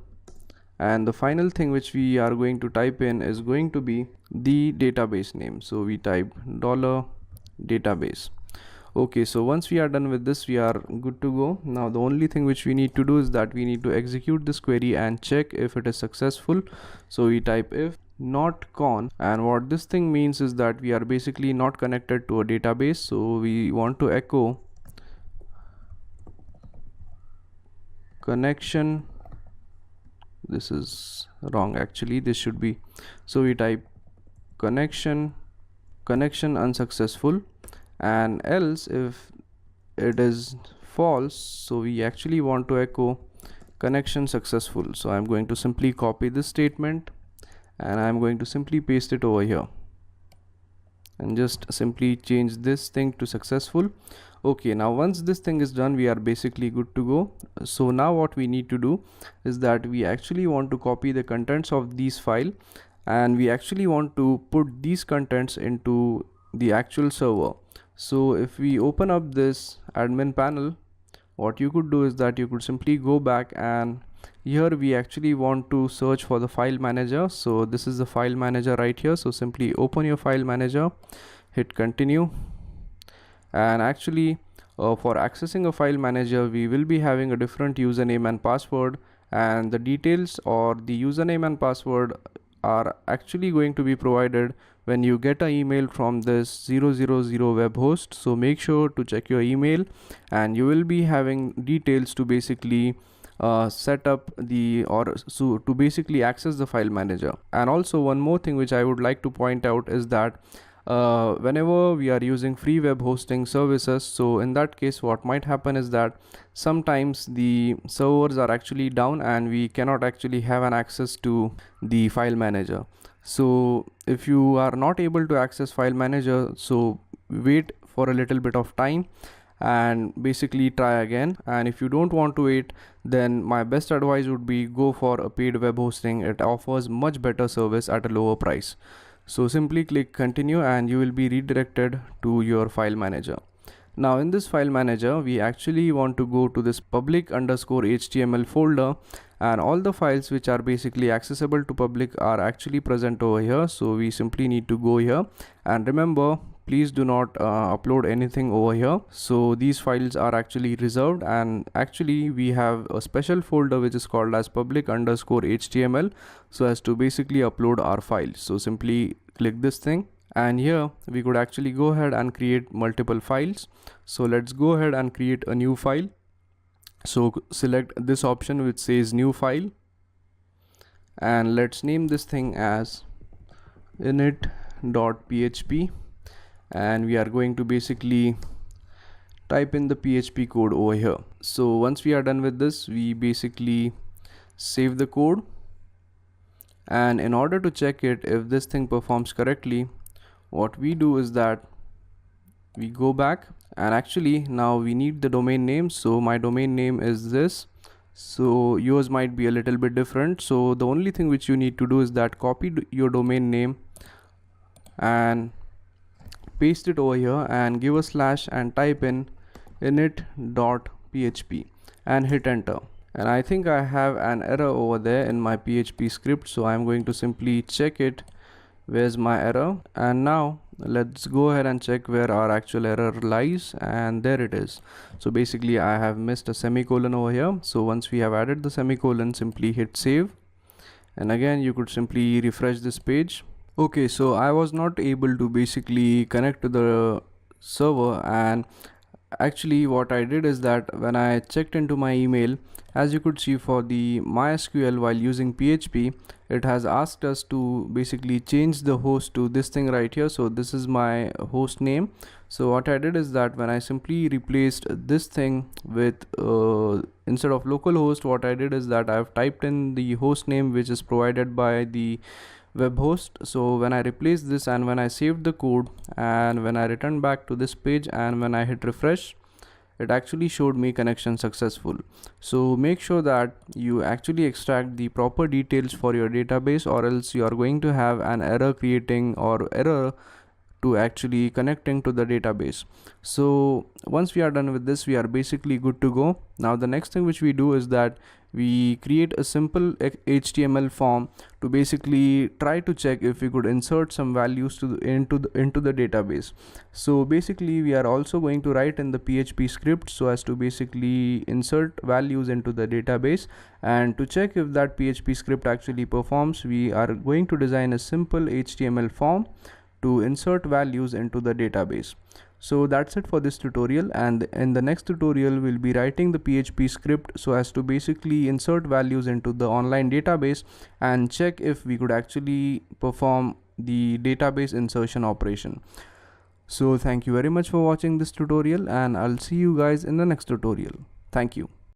Hello and welcome to this tutorial, and in this tutorial we'll be finally writing the script so as to basically insert values into our online database, and also we are going to basically create a simple HTML form to basically allow us to enter the values so that we could actually check if the values can actually be inserted into the online database. So the main reason for basically creating the HTML form instead of directly connecting the database to the Android application is to basically check if we are actually able to perform the data insertion operation. Now what happens if you basically try to connect an Android application to the database is that if you have an error, so you won't be able to recognize where the actual error lies. So in that case, what you need to do is that you need to check over two things. So the very first thing you need to check if the error occurs is that you actually need to check where the actual error lies. So you will be pretty much confused if you try to do this on the first attempt. So it is always better to basically test the database by creating simple HTML forms. And also if you are basically trying to develop a database for your Android application, you could also use the same database for your website. So let's say you are developing some application. So what you could do is that you could not only create an Android application for it, but you could also host the application as a web page on your website. So that's the basic advantage of basically creating a form. It actually saves much time while basically testing out things. So now without wasting any time, let's directly go ahead and basically write in a PHP script to insert data into the database. So the very first thing which we do is that we create a new file. So let's go ahead and type in PHP and let's go ahead and save the file. So save this thing as insert.php, save it on the desktop. So once this is done, we are good to go. Now let's go ahead and type in the very first line of code. So the very first thing which we do is that, so the very first line of code which we are going to write is require. So we type in require, and in it we are going to type in the script which we actually want to execute even before executing it, and that script is nothing but init.php. So we type init.php, and this script is nothing but this script which is saved as connect.php, but the file name of this script is init.php on the server. So make sure that you include this init.php. So once we are done with this, the next thing which we do is that we basically declare the variables. Now if we switch back to the database, which is nothing but this, as you could see, these are the names for the fields. So first we have name, then we have email, then we have contact, and then we have password. So let's go ahead and declare variables for it. So we type $name equals, and after the variable name we initialize it to $_post, and in there we basically type in the actual name. So the name for the field is nothing but name, so we type in name here. And what we do is that we do the same thing for the rest of the fields, which are nothing but the email, contact, and passwords. So now I'm going to copy this line of code and I'm going to paste it 3 more times, and simply change this thing to email, this thing to email as well, this thing to contact, this thing to contact, and the final one to password. Okay, now once this thing is done, the next thing which we need to do is that we basically need to type in the SQL query so as to execute the insert query. So we type $SQL equals insert, this should be insert into, then after this we actually need to type in the table name. So the name of our table is users, so we type users, and after this we type in values, and after this we type in the actual values. So the very first value which we actually want to insert there is name, so we type $name. Then we have the email, so we type $email. Then we have the contact, so we type $contact, and after this we have the password at the end, so we type $password. And make sure that you type these things correctly, or else you are going to get an error. And after this simply give a semicolon, and make sure that you include this thing into double quotes, and also after the double quotes make sure to add a semicolon at the end as well. So this is the complete query which we have. Now the only thing which we need to do is that we actually need to execute this query. So we type if, and to this if we actually pass in MySQL query, and to this we basically pass in the connection variable. Now the connection variable is basically from this thing, so make sure that you name the connection variable as this which we have mentioned here, and simply pass in the connection variable. So we type $con, then give a comma and simply specify the SQL query. So we type $SQL, and once we are done with this we are basically good to go. So on executing this query, if we get a positive result, so we need to mention the message as values added, or else we actually want to mention the message as values not added. So we go back here, type in else echo values not added. So once we are done with this we are basically good to go. So we simply save the code, and we actually need to copy this code onto the server. So I'm going to simply copy this, again go back to the file manager, hit continue, go back to the public_HTML, and we basically need to create a new file here. So I'm going to hit this button which is called as new file. So delete the code which is already present there and simply paste our code over there. So now once we are done with this, we name this file as, let's say, add.php for basically adding the contents into the database. So once we have named this thing, the next thing which we do is that we hit save.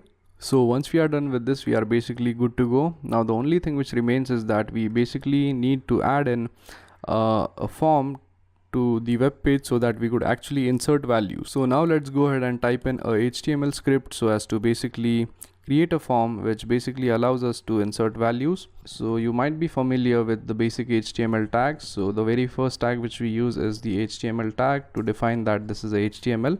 And also let's go ahead and save this file as, let's say, demo.html. Save it onto the desktop and save it in the form of all types. Now let's go ahead and add in head and body to it, and let's type in the body, And inside the body, let's go ahead and create a form. So if you're not aware how to create a form, this is how we create a form in HTML. So we type form, then we type action, so as to mention what action we need to perform on this form. So basically the action which we want to perform is going to be the PHP script. So we type in here add.php. After this, we actually need to mention the method. So the method of this form is going to be post. So we type method equals, and inside the method just specify the method as post. Now basically end the form tag. So we type form, and basically the form ends here. And inside the form, to basically format everything in a proper fashion, we go ahead and create a table. So we type table, and inside the table we want to create rows and columns. So we first create a row. So let's type in tr, close the tr tag, and inside the row we actually need a column. So we type td/td, and let's say we name this thing as name, as name is our first field. And after this, we actually need to mention the input type in the next row. So basically we want a text box so as to basically get the input from the user. So again we create td, so we type td/td, and in there, in between these two tags, we specify the input type. So we type input type equals, and we actually want to extract text. So we type input type text, and let's name this input as name. So we type name equals in double quotes name. Okay, so now once we have this row, what we need to do is that we need to create similar rows for other three fields. So I'm going to simply copy this thing and I'm going to paste it thrice. So the second field is going to be for the email. So let's replace this thing by email, also replace this one by email.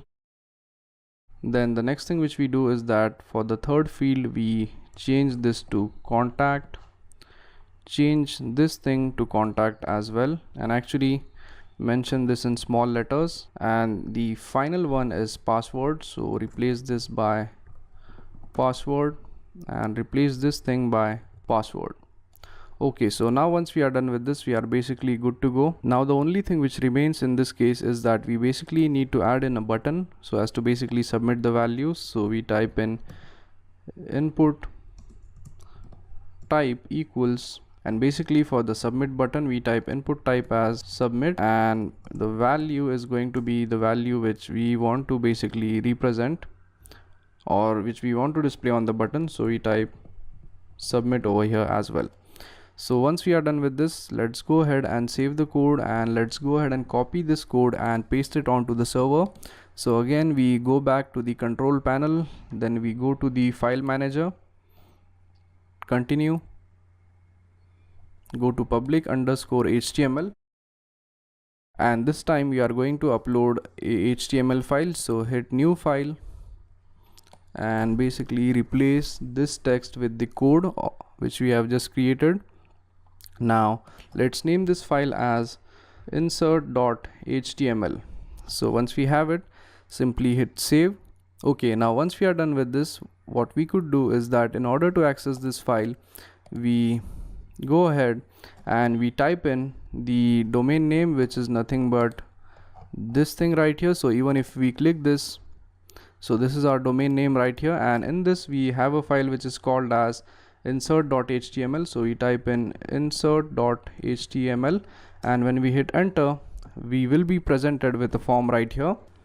So basically when I tried to run this form on the browser, what happened is that I actually got an error, and the reason for error was that I made a simple mistake in this form right here. So this was basically like add p.php, and that's why the form was actually getting an error. So when I resolved this issue and I changed this back to add.php, and when I basically went and opened up the form, so the name of the form is insert.html. So now let's go ahead and try to insert the data once again. So let's say the name is demo, let's say the email is demo@gmail.com, let's say the contact is 123456, let's say the password is 98765, and when we hit submit, it is actually going to show us this page which says connection successful and values inserted. So in order to check if the values are actually inserted, what we could do is that we could simply go to the PHP MyAdmin. So this is the PHP MyAdmin area. So inside it, we actually select the table which is nothing but users, and it is going to ask us the password. And sometimes it is quite difficult to basically log in into this thing, and the reason for that is, as it is a free hosting, it might have some bugs. So again, if we go to the browse section, as you could see, these are the values which we have added right now. So basically we have demo@gmail.com, then again we have the contact, and we have the password as well. So basically we are successful in setting up the, what you could say, database, and basically connecting to the database as well as adding values into the database. Now our main goal is to basically connect this database with our Android application so that we could basically enter data into the database by simply using our Android device. So basically, if your Android device has an internet connection, what we could do is that we could basically send data from your Android device to the online server.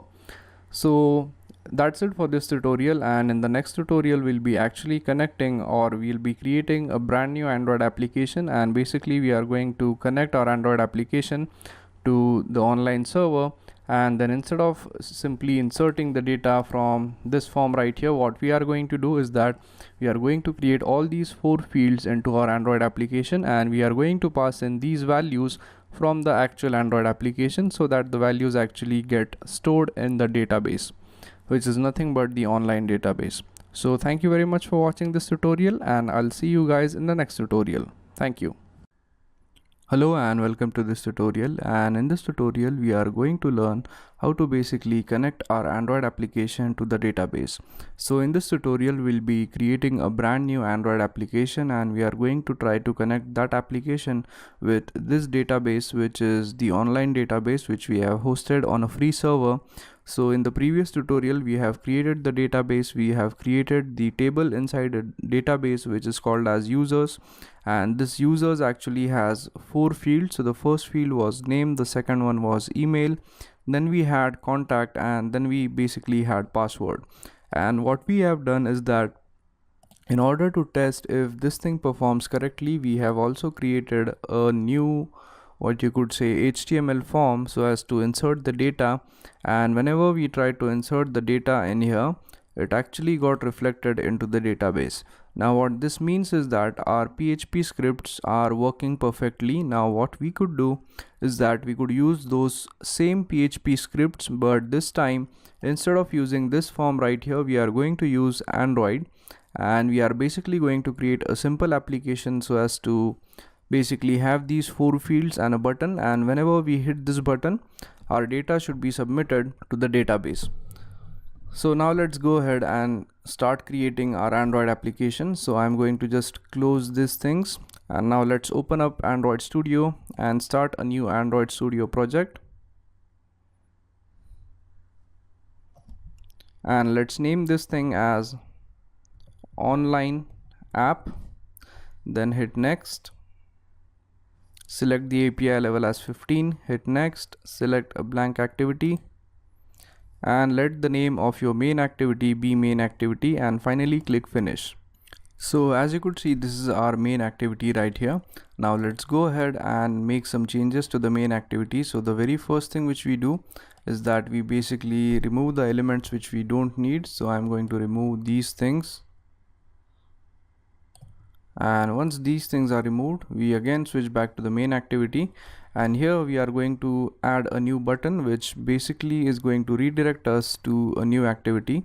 And also let's just remove this hello world, and let's name this thing as insert data, and we are going to basically add in an on-click method to this. So let's say this says ins data, which stands for insert data. Now let's go ahead and create a method in main activity which says ins data, but even before that, let's go ahead and create a brand new method to basically insert the data. So let's go to Java. Let's go to this folder right here. And let's create a new activity. And let's select the blank activity. And let's name it as insert. Then hit finish. And now what we are basically going to do is that we are going to switch to this new activity, which is nothing but insert.java from the main activity. Now in order to do so, first we go ahead and check the onClick method of this, which is nothing but ins data. So simply copy this method name, return back to main activity, and just type in public void the method name, and inside the parameters just pass in view, and after this we simply create an intent here. So we type in intent equals new intent, and to this we basically pass in this, and then we pass in the second parameter as the name of the second activity, which is insert. So we type insert dot class. Now to start this activity we type in start, this should be start activity, and simply pass in the intent which we have created. So we type in intent over here. Okay, now once we are done with this, we are pretty much good to go. So we simply save the code, and then we switch back to the insert.java, which is nothing but what you could say the activity which we'll be dealing with. Now the thing is that we have already created an Android application to basically connect with the localhost database. So instead of just typing in the code, what I am going to do is that I'm going to simply pause the video over there, and I'm going to basically paste the source code for this, and all the things which we will be adding to this are already explained in the previous tutorial of connecting the database with a local host. Now the only difference is that in this application we are going to make a few changes so as to basically configure this application to connect with the online database. So I'm going to pause this video, I'm going to make a few changes here, and I'm also going to explain what I have changed, what things we are going to change in order to basically connect to an online database. So this is basically what we get while we paste the contents of the previous database application into the new one. So these are the contents of the register.java, which in this case is going to be insert.java. So when I copy and paste this, we will have a few errors, and the reason for that is basically the name of the edit text and all those kinds of things are different. So what I have done is that in the content insert.xml I have added 4 edit text, and I have named the ID as name, email, contact and password respectively. Now the only thing which we need to do is that we actually need to reference those over here. So I have basically created edit text e underscore name, e underscore email, e underscore contact and e underscore password, and I have also declared the strings so as to basically save the info related to this. Now we also need to make a few changes here. So the second field right here is going to be basically email. So in order to avoid confusion, let's replace this by email and use the same order everywhere so that we don't miss out on anything. So this is going to be contact, and the final one is going to be password. So you type e underscore password and change this thing to password, and also we make changes over here. So this is name, the second one we want is going to be email, so make sure that you replace this with email. So this is going to be e underscore email. The third one is contact, and the final one is actually going to be password. So we type in password over here and e underscore password over here, and also we make relevant changes over here. So this is going to be name, email, contact and password. And also as you could see, this thing right here is showing us an error, and that is because we have not yet created the background task. So let's go ahead and create a new Java class which is called as background task. So simply go over here and create a new Java class, and let's name it as background task. And if you have any difficulty in basically typing in the source code for this application, then you don't need to worry. I am going to basically post the source code of this application so that you could simply use this into your application. Now we already have the background task completed in this application. So what we are going to do here is that we are going to simply switch to the previous background task, and we are going to basically copy the things over here and make modifications to this. And the reason for that is that there is no point in typing these things again. So we simply copy these things, return back over here, and replace this one with the background task of the previous application. And it is going to ask us to import a few things, and simply click OK. Okay, now once we have the background task, we also need to make a few changes to the background task of our application. So the very first thing which we do is that we check line by line if you are correct. Now this thing right here is a constructor, and this is basically the same as the previous one, but in the do in background method we actually need to change the URL of this thing. So the registration URL, or the URL for basically inserting data, was this thing right here.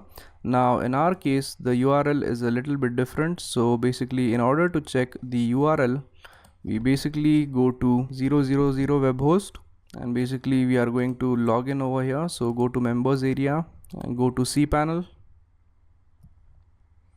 go to the file manager so as to check the URL. So simply open up file manager, hit continue,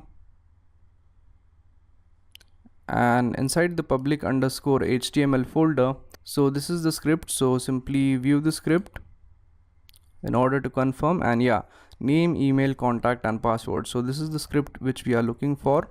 So it is basically named as add.php. So if we simply type in the domain name, and after this if we give a slash and type in add.php and hit enter, so this is basically the script which we have. So we simply copy this, return back to Android Studio, and we are basically going to paste this thing over here. Okay, now once we have added this thing, the next thing which we do is that we change the other parameters. So the string here is going to be email, this is going to be contact, and this thing is going to be password. So make sure that you do the relevant changes, and after this thing is okay, this code is also fine. And now also we need to make changes over here. So the second field is going to be for the email, so type in email here and email here as well, and for the final one replace this by password and replace this thing by password as well. Rest of the things are going to be same. So now as you could see, our code is completely error free. So in the next tutorial we are basically going to try to run this application on the emulator, or we could also run this application on an actual device. So basically we will test this application on an actual device to see if it works. So thank you very much for watching this tutorial, and I'll see you guys in the next tutorial. Thank you. Hello and welcome to this tutorial, and in this tutorial we'll be finally running this application onto our device so as to basically check if this application is able to insert the data into the online database. So the very first thing which I would like to mention is that if you are finding it difficult to write the code for this application, even after you refer to the previous tutorial of adding the data into localhost, then what I am going to do is that I am going to add in the source code for this application in either this lecture or another lecture.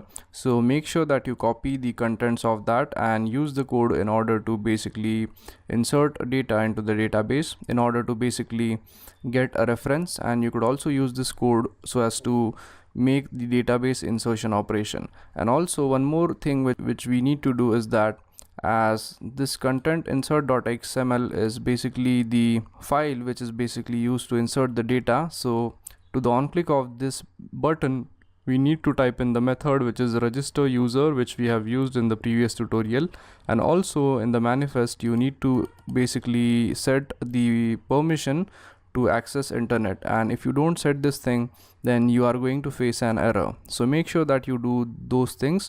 Now we are going to simply save the code and we are going to run this application and check if this application performs correctly. So this is what I get. So if we hit insert and let's go ahead and type in some values like Ashu demo as the name, then we type email as Ashu toshpawar08@gmail.com. Then let's type the next value of contact as some random number, and let's say we type in the password. And now when we hit this button right here, as you could see, it displayed as registration success. Now let's basically go ahead and check if the values are actually inserted into the database.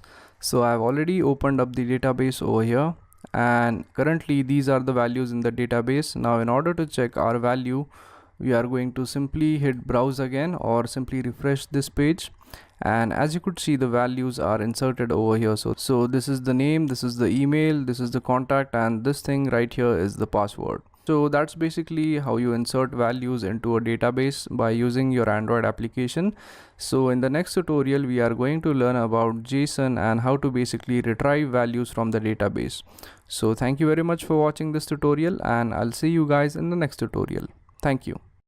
Hello and welcome to this tutorial, and in this tutorial we are basically going to learn about JSON.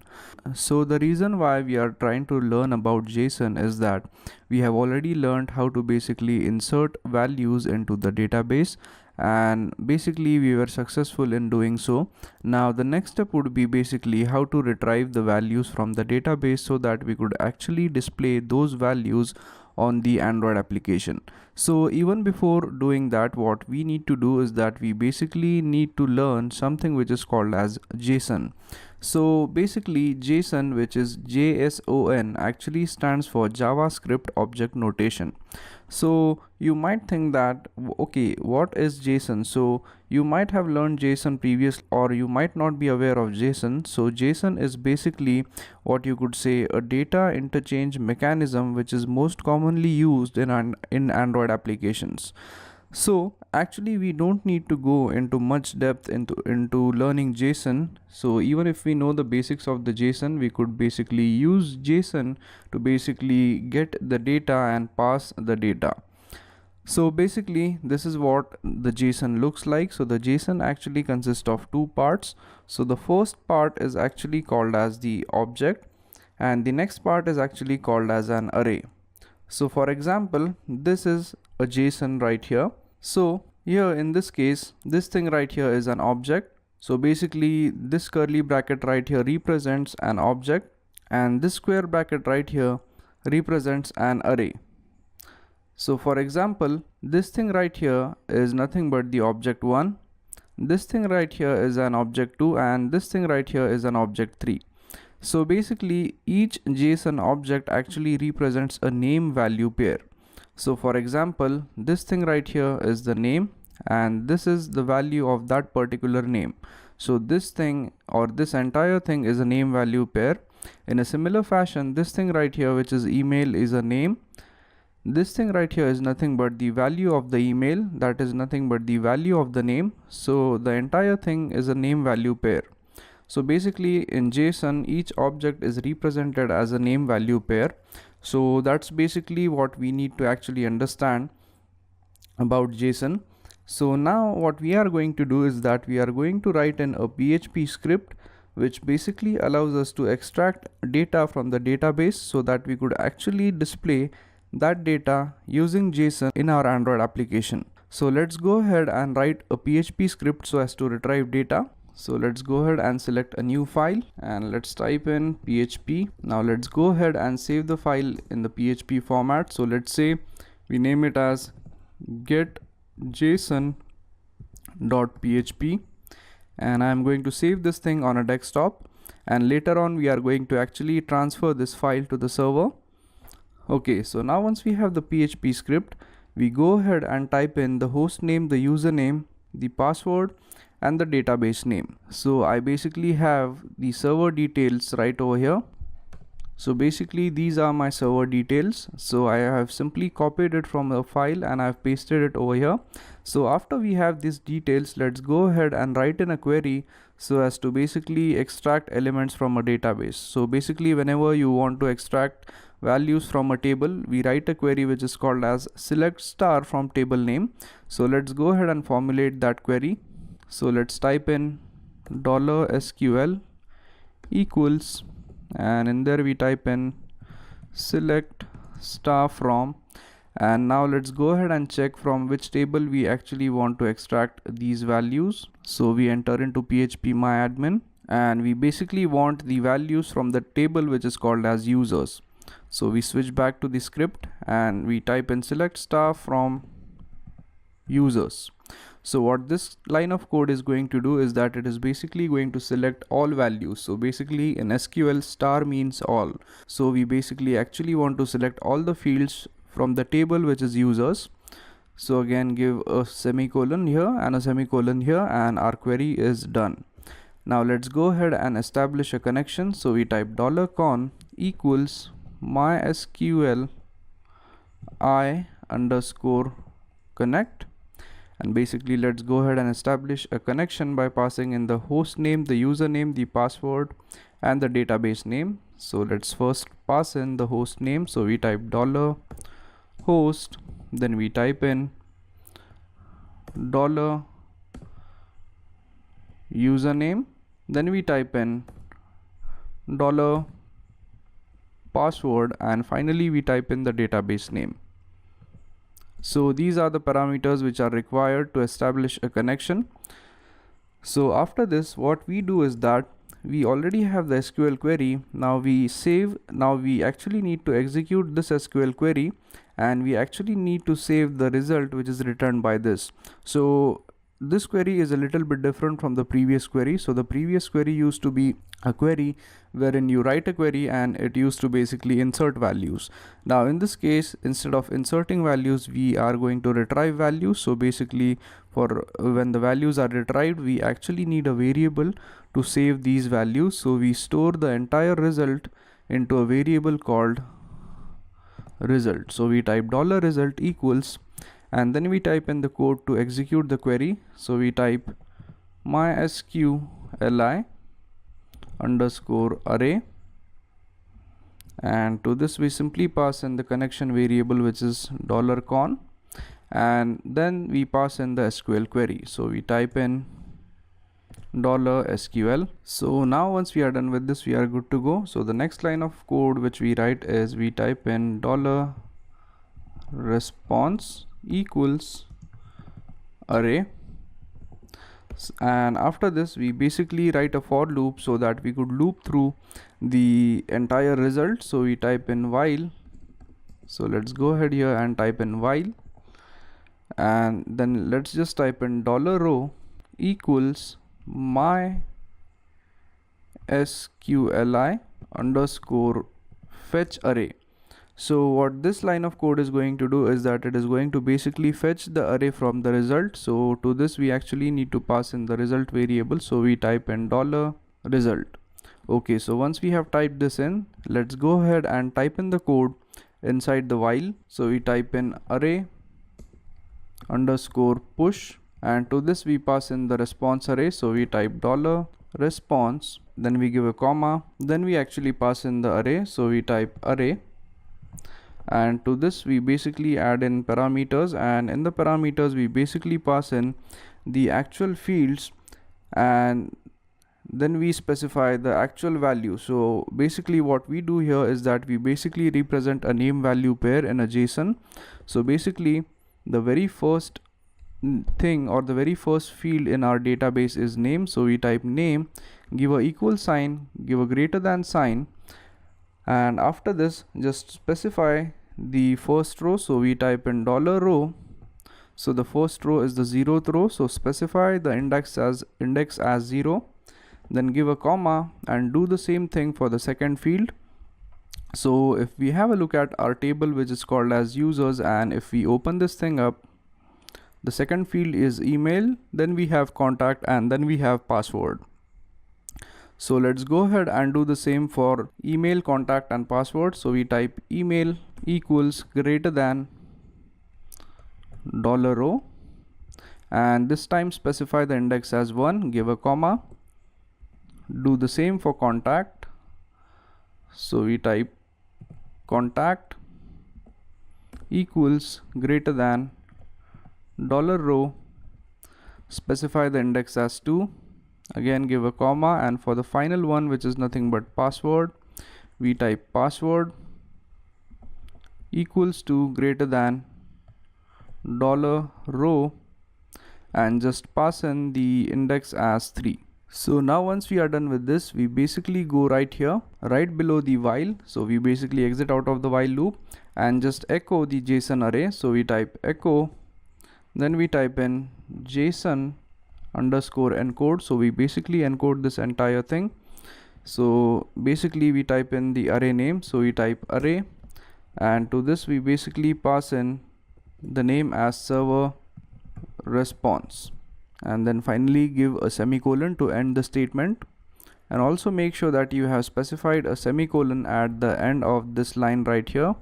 So let's basically check if we have specified it, and no. So basically make sure that you specify the semicolon at the end, or else you are going to get an error. Okay, so once this thing is done, let's go ahead and let's basically close the connection, and also after this we type in this is equal to greater than, and finally for the server response we type in $response. So once basically this is done, we go ahead and close the connection. So in order to close the connection, we type in MySQL underscore close, and to this we basically pass in the connection variable. So we type $con. So this thing right here is basically going to close the connection. Okay, now once we are done with this, we simply copy the entire code and go back to the file manager. So let's go ahead and open up the file manager, and in the file manager we are basically going to go to the public underscore HTML folder, and we are basically going to upload this new script. So let's go ahead and create a new file, and let's name this file as JSON getData.php. Now we are going to paste the code here. Okay, now once we have the code pasted, let's go ahead and save this file, and basically now we have the file at JSON getData.php. Now the URL of our website is this thing. So if we type this thing in and give a slash and just type in JSON getData.php and hit enter, we actually have an error on the line number 11. So let's go ahead and check where the actual error lies. Okay, so I got my error. So this thing should actually be query, and I don't know why I typed this thing as an array. So okay, so once we replace this thing with query, let's go ahead and copy the code, and let's basically go ahead and replace this thing with a new code. And now let's go ahead and save the file, and let's refresh this thing once again. Okay, so we have basically retrieved the data from the database, but as you could notice, the data is actually not well formatted, so we actually cannot cross verify data is correct. So in order to basically get this thing in a better format, what we do is that we search for something which is called as JSON lint. So we type JSON lint, hit enter, and the first link is which pops up is basically the validator for JSON. So JSON lint is a web-based validator and reformatter for JSON. So simply open this thing up, and here what we need to do is that we basically need to pass in this URL, which is nothing but the PHP script where our actual JSON lies. So if we pass this thing in, we have a button here which says validate JSON. So if we click this button, it is basically going to display the JSON in a proper format. So this is basically the data which is retrieved from the database. So basically we have the data in the JSON format. So now what we could do is that we could actually go ahead and create an Android application so as to basically retrieve the data in a JSON format. So after retrieving the data, we are basically going to convert this data, or what you could say is that we could actually parse this data and arrange it in a proper format so that it could be actually displayed in the Android application. So that's it for this tutorial, and I'll see you guys in the next tutorial. Thank you. Hello and welcome to this tutorial, and in this tutorial we are basically going to create a brand new Android Studio project so as to create a JSON application which basically fetches the data from the database. That is nothing but it fetches the JSON. So basically we are going to get the JSON into our Android application, and then we are basically going to convert it, or we are basically going to parse the JSON and we are going to represent it in a proper format. So let's go ahead and get started with the tutorial. So let's create a brand new Android Studio project, and let's name this thing as, let's say, new JSON project. Click next. Select the API level as 15. Click next, and go ahead and select a blank activity and click next, and finally click finish. Okay, so once we have the Android Studio project set up, the next thing which we do is that we design the user interface for our main activity. So the very first thing which we do is that we delete this hello world and we add in two buttons over here. So go ahead and drag two buttons right over here, and now let's go ahead and also add a plain text view right over here. Now let's change the name of these buttons, and basically what we are going to do in this application is that we are basically simply going to what you could say extract values from the database. So that is going to be the JSON.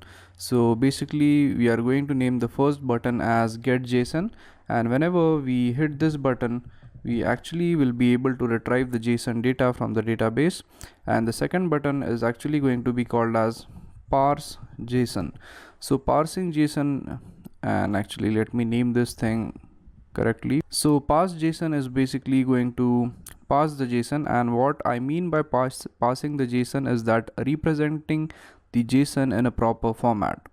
Okay, so once we have set up these buttons, let's go ahead and set the on-click method of these two buttons. So let's select the first one, go to properties and search for a property which is called as on-click.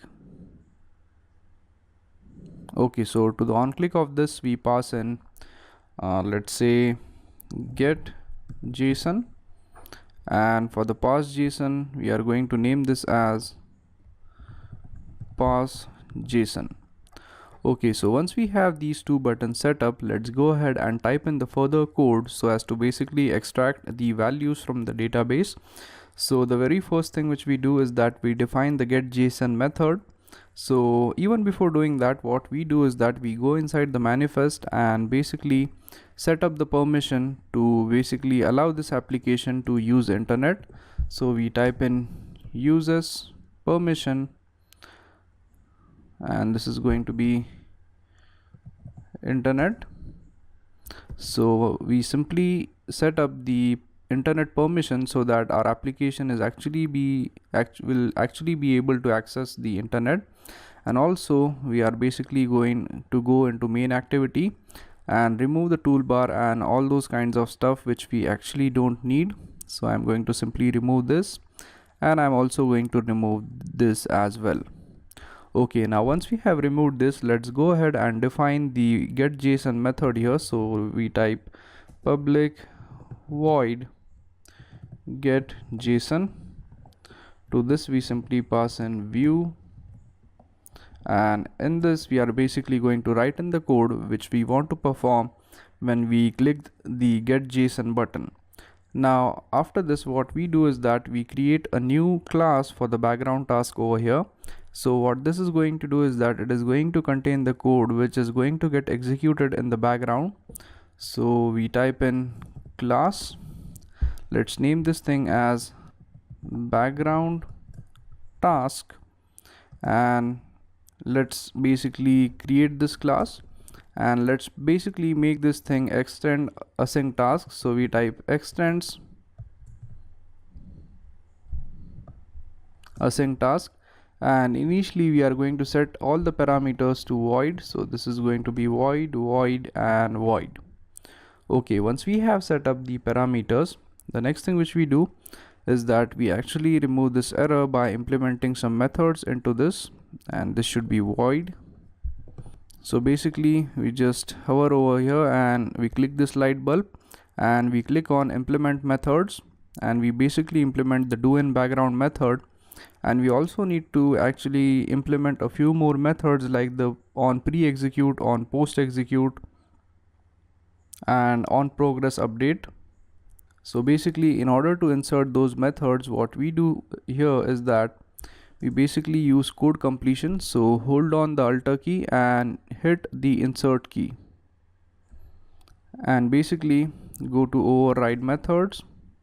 So we select a few methods. So the first one is going to be on post execute, the second one is going to be on pre execute, and the final one is going to be on progress update. So once we select this, we hit OK, and these methods should be added over here.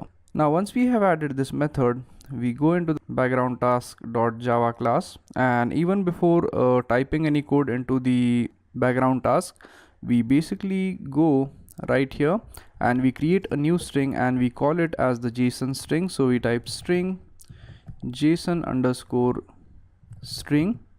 So basically we are going to need to store the JSON into some string, so we are going to save this into a variable called as JSON string. Now let's go ahead and create another string for the URL, and we are basically going to call it the JSON URL. So we go right here and we declare a string, so we type string JSON URL, and this URL is nothing but it is actually the URL where our actual PHP script lies. So in order to check where our actual PHP script lies, let's open Mozilla and let's open up 000 web host, and let's just basically log in our account. So click on members area. So let's go to cPanel, and this is nothing but the actual URL. So we simply open this thing up. So now as this is our URL, our actual JSON script lies at /JSON-getData.php. So we actually need this URL right here. So we simply copy this, we close this thing, and we simply paste this URL right over here. Okay, now once we have set up this URL, what we do is that we go inside the do in background method, and actually if this thing actually shows params, we actually replace it with void. This should be voids. Okay, so after this, let's go into the do in background method and basically create an object of URL. So we type URL, let's name this thing as URL equals, and actually we need to import URL, so hit Alt enter. So we type URL equals new URL, and to this we basically pass in the JSON URL which we have created. So we pass in the JSON URL, so we type JSON underscore URL, and now let's go ahead and resolve this error. So this actually says we need to surround with try catch, so surround this thing with a try catch, and after this we basically establish the connection. So we type HTTP URL connection, let's name the object as HTTP URL connection equals URL dot open connection, and we actually need to typecast this thing with HTTP URL connection. And now we also need to handle the exception which is associated with this. So let's go ahead and add a catch clause so as to handle the exception. Now the next thing which we do is that we create a buffered reader, so in order to basically read the data. And even before creating a buffered reader, let's go ahead and create an input stream reader. So in order to create an input stream reader, we type input stream, let's name this thing as input stream equals HTTP URL connection dot get input stream. And after this, let's go ahead and create the buffered reader. So we type buffered reader equals new buffered reader, and to this we basically pass in new input stream reader, and to this basically pass in the input stream object. So this is the input stream object. Okay, so once we have passed this thing in, we are basically good to go. Now let's go ahead and create a string builder. So we type string builder equals new string builder. And the reason for actually having the string builder is to basically collect all the data and store it into a string. So basically to loop through the entire data, we use a while loop. So we type while, and in this while we type in JSON string, which is nothing but the variable which we have created. So while JSON string equals, so basically we are going to use the buffered reader. So basically we are going to use the buffered reader and save the entire data into the JSON string. So we type buffered reader dot read line. So basically we say that while this thing is not equal to null, so unless and until this thing is null, we basically keep on executing the code which is written inside this. So basically don't forget to add brackets over here. So once we are done with this, we are basically good to go. Now let's go ahead and basically use the string builder to basically collect the data. So we type string builder dot append, and to this we basically pass in the JSON string, give a plus sign, and after the plus sign let's append a /n so as to basically add a new line. Okay, now once we are done with this, we are basically good to go. So now we basically close the buffered reader, we close the input stream reader, we close the HTTP URL connection, and finally we return the string builder object. So first let's go ahead and close the buffered reader. So we type buffered reader dot close. The next thing we could close is input stream. So we type input stream dot close. And finally we close the HTTP URL connection. So we type HTTP URL connection dot disconnect. So once we are done with this, final thing to do is to return the string builder. So we type return and then finally type in string builder dot toString dot trim. Okay, so now as this thing is going to return some value, what we need to do is that we actually need to change the return type of do in background. So replace this void by string and we are basically good to go. And also you need to replace this thing by a string as well. Okay, now once we have this method, we also need to go into the on pre-execute method. So basically let's go right here and we actually replace this void by a string as we have returned a string, and replace this thing by result, and we also delete this super, and instead of the super what we are going to type in is basically we are going to use the text view so as to basically assign the value. So we type text view equals, then we use find view by id. So we type find view by id r.id dot text view. So this text view is basically the id of the text view which we have added along with the two buttons. So once we have added in the text view, let's go ahead and set the text of the text view. So we type text view dot set text, and we actually want to save the text view to the result. So finally we pass in result over here. So what this line of code is going to do is that it is basically going to take the result and it is going to set the text view equal to result. And we have an error here, that is because we have not yet typecasted this thing. So let's typecast this thing to text view, and as you could see our error disappeared. Now after this what we need to do is that we need to go in the get JSON data method and basically call in the background task. So we type new background task dot execute, and what this thing is going to do is that it is basically going to execute the method inside the background task. So once this thing is done, we are good to go. So now if we run this application, what is going to happen is that when we click this button right here which says get JSON, it is basically going to retrieve JSON and it is going to display the JSON over here. So now let's just go ahead and save the code and we try to run this application on our device. So once we run this application, this is what we get. So we have two buttons, get JSON and pass JSON. Now let's go ahead and click the first button. And as you could see, when we hit the first button, which is get JSON, this is what we get. So basically we got the JSON on our Android application.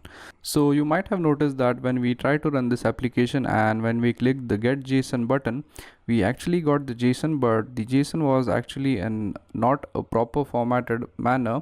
So in the next tutorial, what we are going to do is that we are going to create a pass JSON method, which basically extracts the values from the JSON and it is going to actually represent it in a much more better way. So thank you very much for watching this tutorial and I'll see you guys in the next tutorial. Thank you. Hello and welcome to this tutorial, and in this tutorial we'll be working with the pass JSON method.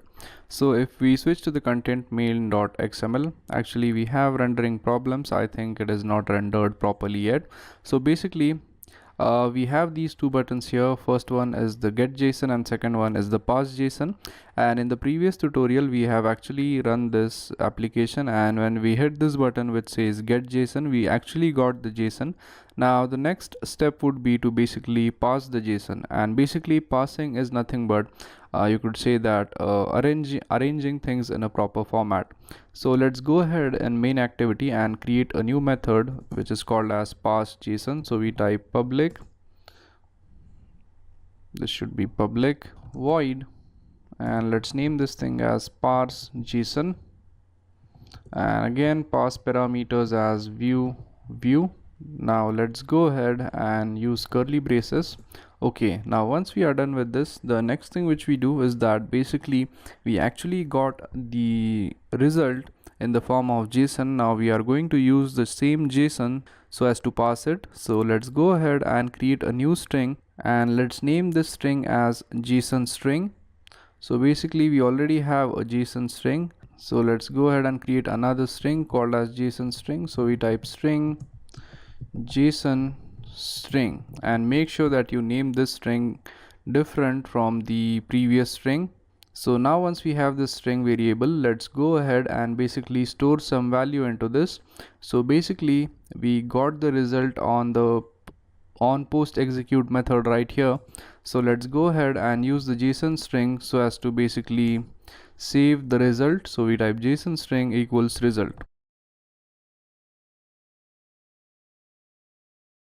So what this line of code is going to do is that it is going to extract that weird looking stuff.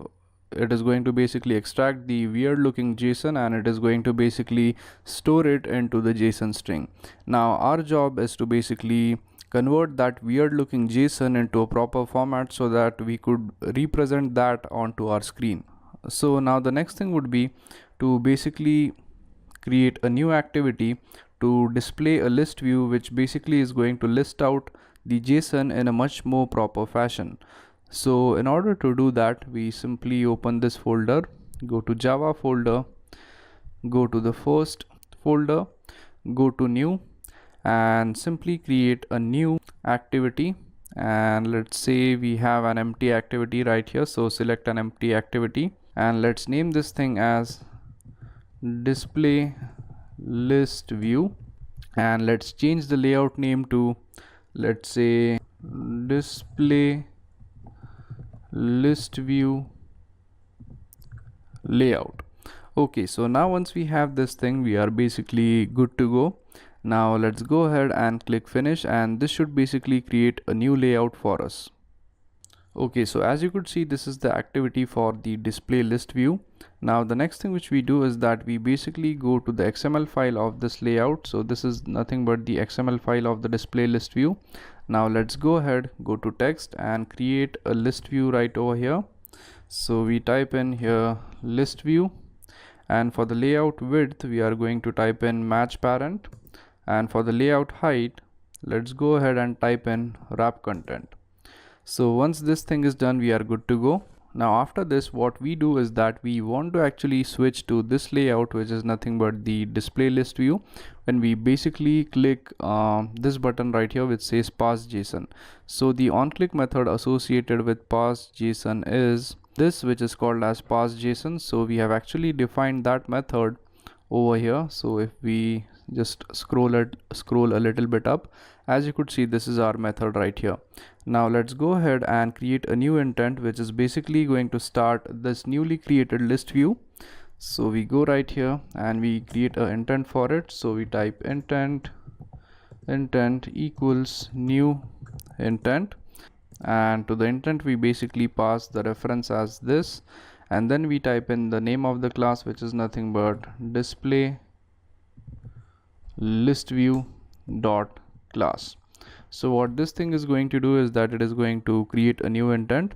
Now also along with this intent, as we need to pass in additional parameters, we use the put extras method. So we type intent dot put extras, and the additional parameter which we actually want to pass in is nothing but the JSON string, which actually has the JSON. So let's name this thing as JSON data, and then we pass in the actual string which actually lies in JSON string. So once we have passed in the string, let's go ahead and let's basically start the new activity. So we type in start activity, and now let's just pass in the intent to this. So we type in intent over here.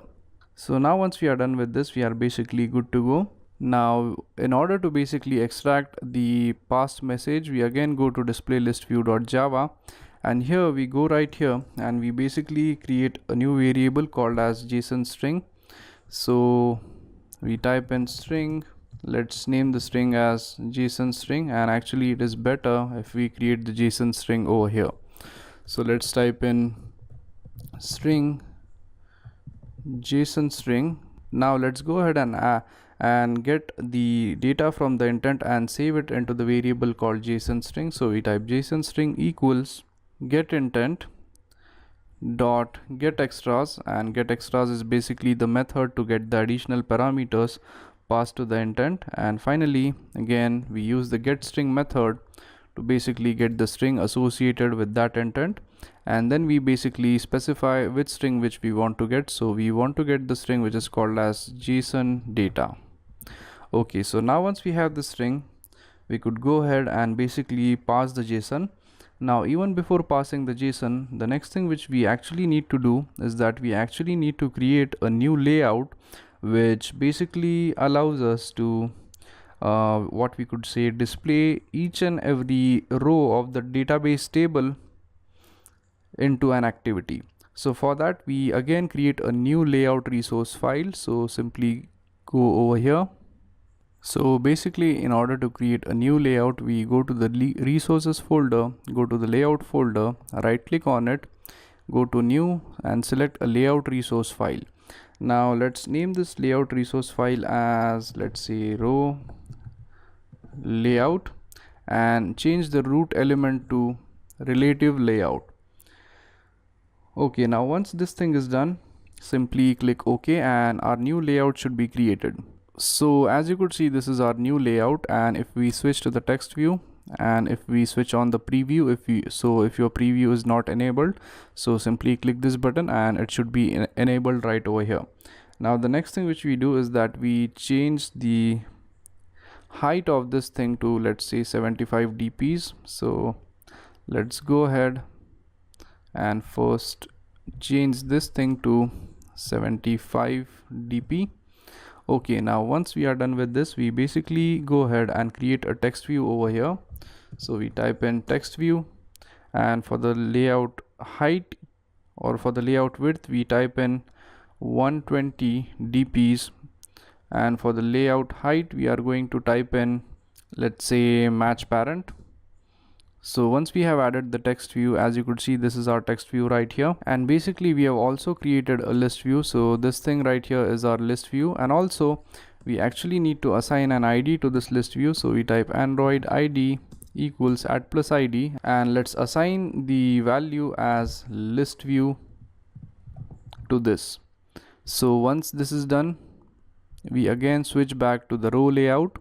And for the row layout, the next thing which we do is that we basically align the very first element to the left. So in order to do that, we type in Android layout align parent left and make this thing equals true. So this should be aligned to the left. And then we specify the text to this. So we type Android text equals, let's say, my name Ashu. And now let's assign the gravity to center. So we type gravity center. And now let's also set the text appearance. So we type text appearance question mark Android text appearance, and let's set the text appearance to, let's say, large.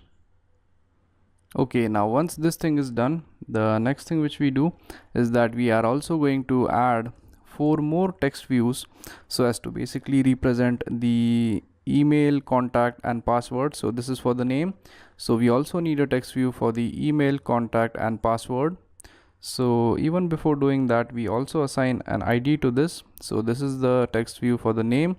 So we type in Android ID equals @ID and let's name it as TX, which stands for text view underscore name. So what we could do is that we could simply copy this and create a new text view over here, and we actually need to change a few things here. So this is going to be TX underscore email, as this is for email, and for the parent left we are going to remove this. Also we are going to remove the gravity, and basically we are going to use a method which is called as toLeftOff. So we type toLeftOff. So basically we are going to use Android layout to right off. So basically we want to place this thing to the right of the first text view. So we type to right of @ID TX underscore name. So this is going to place the second text view to the right of this, and I think we actually need to specify the gravity. So we type Android gravity center. Basically once we are done with this, we are good to go. So again we need 2 more text views. So I'm going to simply copy this code, paste it, change the email to contact. So we type TX underscore contact and we type in to right of email, and I'm going to do the same thing with the final text view. And the thing is that it is actually not going to fit in the 4 text views over here. So let's go ahead and reduce the width of this thing to, let's say, 80 dps instead of 120. So make this 80, this thing 80, and the final one 80 as well. Now let's go ahead and copy the text view and create the final text view. So again this final one is going to be for password. So we type TX underscore password, change this email to, let's say, contact. So once we are done with this, as you could see, we are basically done, and actually change this 80 to 80 dps or else you are going to get an error. Okay, so now once we are done with this, as you could see, our text view are pretty much done. So in the next tutorial, what we are going to do is that we are going to learn how to use the JSON data and how to actually set these 4 text views to the JSON data which we have extracted from the database. So thank you very much for watching this tutorial, and I'll see you guys in the next tutorial. Thank you. Hello and welcome to this tutorial, and in this tutorial we'll be basically continuing with the JSON project. So now once we have designed this layout right here, the next thing which we could do is that we could basically go ahead and create a new class so as to set the actual content of these text views from the database.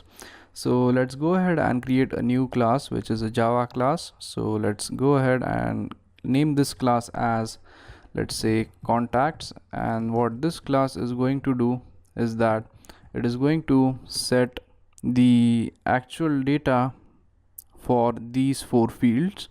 So let's go ahead and type in contacts and simply click OK.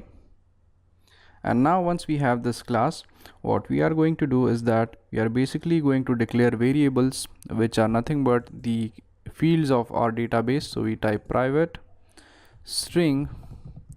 First one is name, second one is contact, then we have the email, and finally we have the password. And also make sure that you name this class as contacts and not contact, and that is because we actually have contact over here, so you might get a bug in your program if you do so. So now once we have this thing, we actually use the getters and setters methods so as to basically set these things. So basically, in order to add getters and setters, we use code completion. So simply hold Alt and hit insert and select getters and setters. So we basically select all methods which are present over here and simply click OK. And what this is going to do is that it is basically going to add the getters and setters for all the 4 parameters. So once we have the getters and setters method, let's go ahead and basically create a constructor. So basically now we create a constructor. So in order to create a constructor, we go right here and then we type in public contacts, and basically let's pass in the parameters. So this is going to be string name comma string, this should be comma not dot, so comma string email, or the second parameter is contact, so string contact, then we have string password, and even before that we have a variable called as email, so we type string email. So once we have these 4 parameters in the same sequence, so name, contact, string and email, so basically we create a constructor, and inside the constructor we basically type in this dot set name. So basically to this we pass in the name. Again we use this dot set email and simply pass in the email. Then we type this dot set contact and we pass in the contact, and finally we type this dot set password and simply pass in password. And also I'm going to basically use this in the same format so as to avoid confusion, so name, contact, email and password. So once we are done with this, we are basically good to go. And also the actual proper format is name, email, contact and password. So in order to avoid confusion, I am going to replace this thing. So I'm going to basically change the order, and it does not matter, but actually if we miss out on something then it may affect our code. So I'm going to basically replace this and place them in a proper order. So now once we are done with this, we actually need to create a custom adapter for the list view. So basically what we need to do is that in order to set a custom adapter for basically populating the list view, we actually need to create another new class, and we actually need to name it custom adapter, and actually we have a comma here which we don't need, so simply remove this. And now let's go ahead and create a brand new class called custom adapter. So let's name this class as, let's say, contact adapter, hit OK.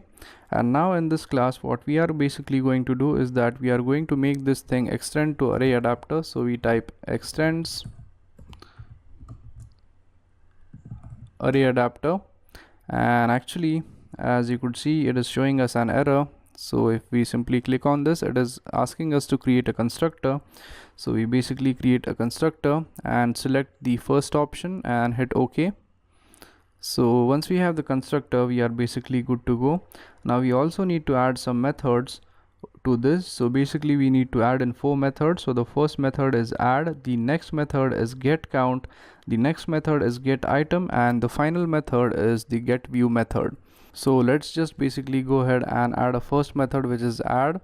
So we type this add method. Then the next method is the get count method. So we type get count, and once we have the get count method, we type in the get item method. So we type get item as the next method, and after the get item method we type in the get view method. So we type get view. So basically once we have added all these methods, now let's just go ahead and create a new list. So we go right here and we type in list equals new, and the type of list is going to be array list. So once we have this array list, we go to display list view.java. So this is the display list view.java, and inside on create, and inside this we basically create a new JSON object and new JSON array. So we type JSON object, let's name this thing as JSON object, and we also create a JSON array. So we type JSON array, name this thing as JSON array, and then we go inside on create. So we basically go right here and then type in JSON object equals new JSON object, and basically to this JSON object we pass in the JSON string which we have. So we type in JSON string.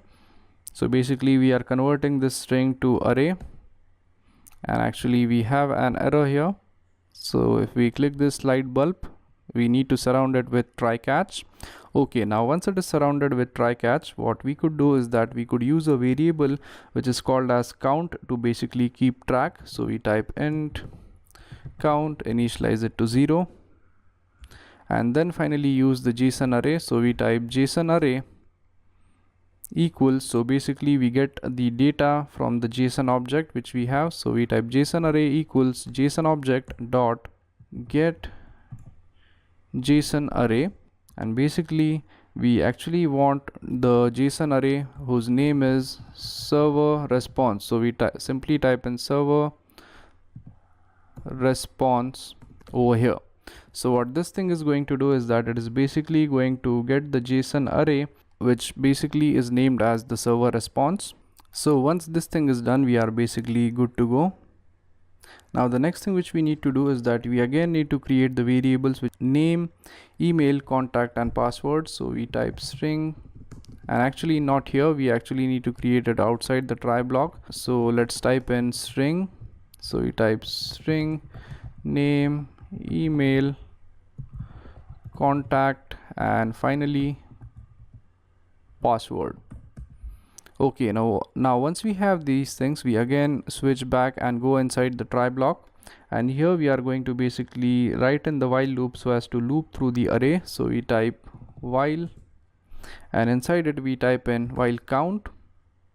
So count is basically the variable which we have initialized. So basically while count is less than the JSON array. So basically the length of the JSON array is JSON array dot length. So this basically returns the length, and while the count is less than JSON array dot length, so unless and until the array is actually traversed completely. So in that case what we do is that we create a JSON object.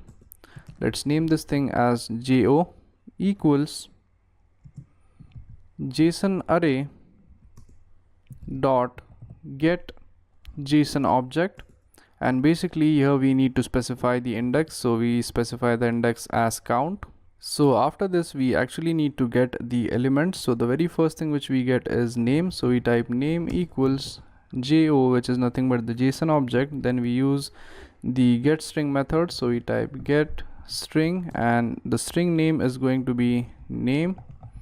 After this we do the same thing for email, contact and password. So I'm going to simply copy this line and I'm going to paste it thrice, and I'm going to modify this thing to email, this thing to contact, this thing to password, and I'm also going to change this thing to email, this thing to contact, and the final thing to password. Okay, now once we have changed everything, the next thing which we do is that we actually need to create the object of this class and basically pass in the parameters so as to set the contents. So we create an object of this class. So we create the object of this class by typing contacts equals new contacts, and basically pass in the name, email, contact and finally pass in the password. And the final thing which we do is that we increment the count variable. So we type count plus plus. So now once we are done with this, we basically create the object of the contact adapter. So basically in order to create the contact adapter, we go right here and Right here we create a variable, so we type contact adapter. Let's name this thing as contact adapter. So once we have the contact adapter, let's go into the onCreate right below the set content view and basically set up the contact adapter. So we type contact adapter equals new contact adapter, and to this we pass in this comma r dot layout dot, and basically we pass in the row layout, so we type row layout to this. So once we have basically passed this thing in, let's go ahead and create a list view and basically set the list view. So basically, in order to create the object of the list view, we initially go here and create the object here. So we type list view, let's name this thing as list view, and again we go here right below the contact adapter and then type in list view equals find view by id r dot id dot, and the id of the list view is nothing but list view. And also we need to typecast this thing to avoid an error, so make sure that you typecast it, and once you typecast it, the error should be gone. Now after this we set the list view to the adapter, so we type list view dot set adapter, and to this we pass in the contact adapter. Now the final thing which we do is that we again go inside the while, which is nothing but this, and here we actually need to set up the contact adapter and basically add the contact over here. So basically we go ahead and type in contact adapter dot add and actually add in contacts to this.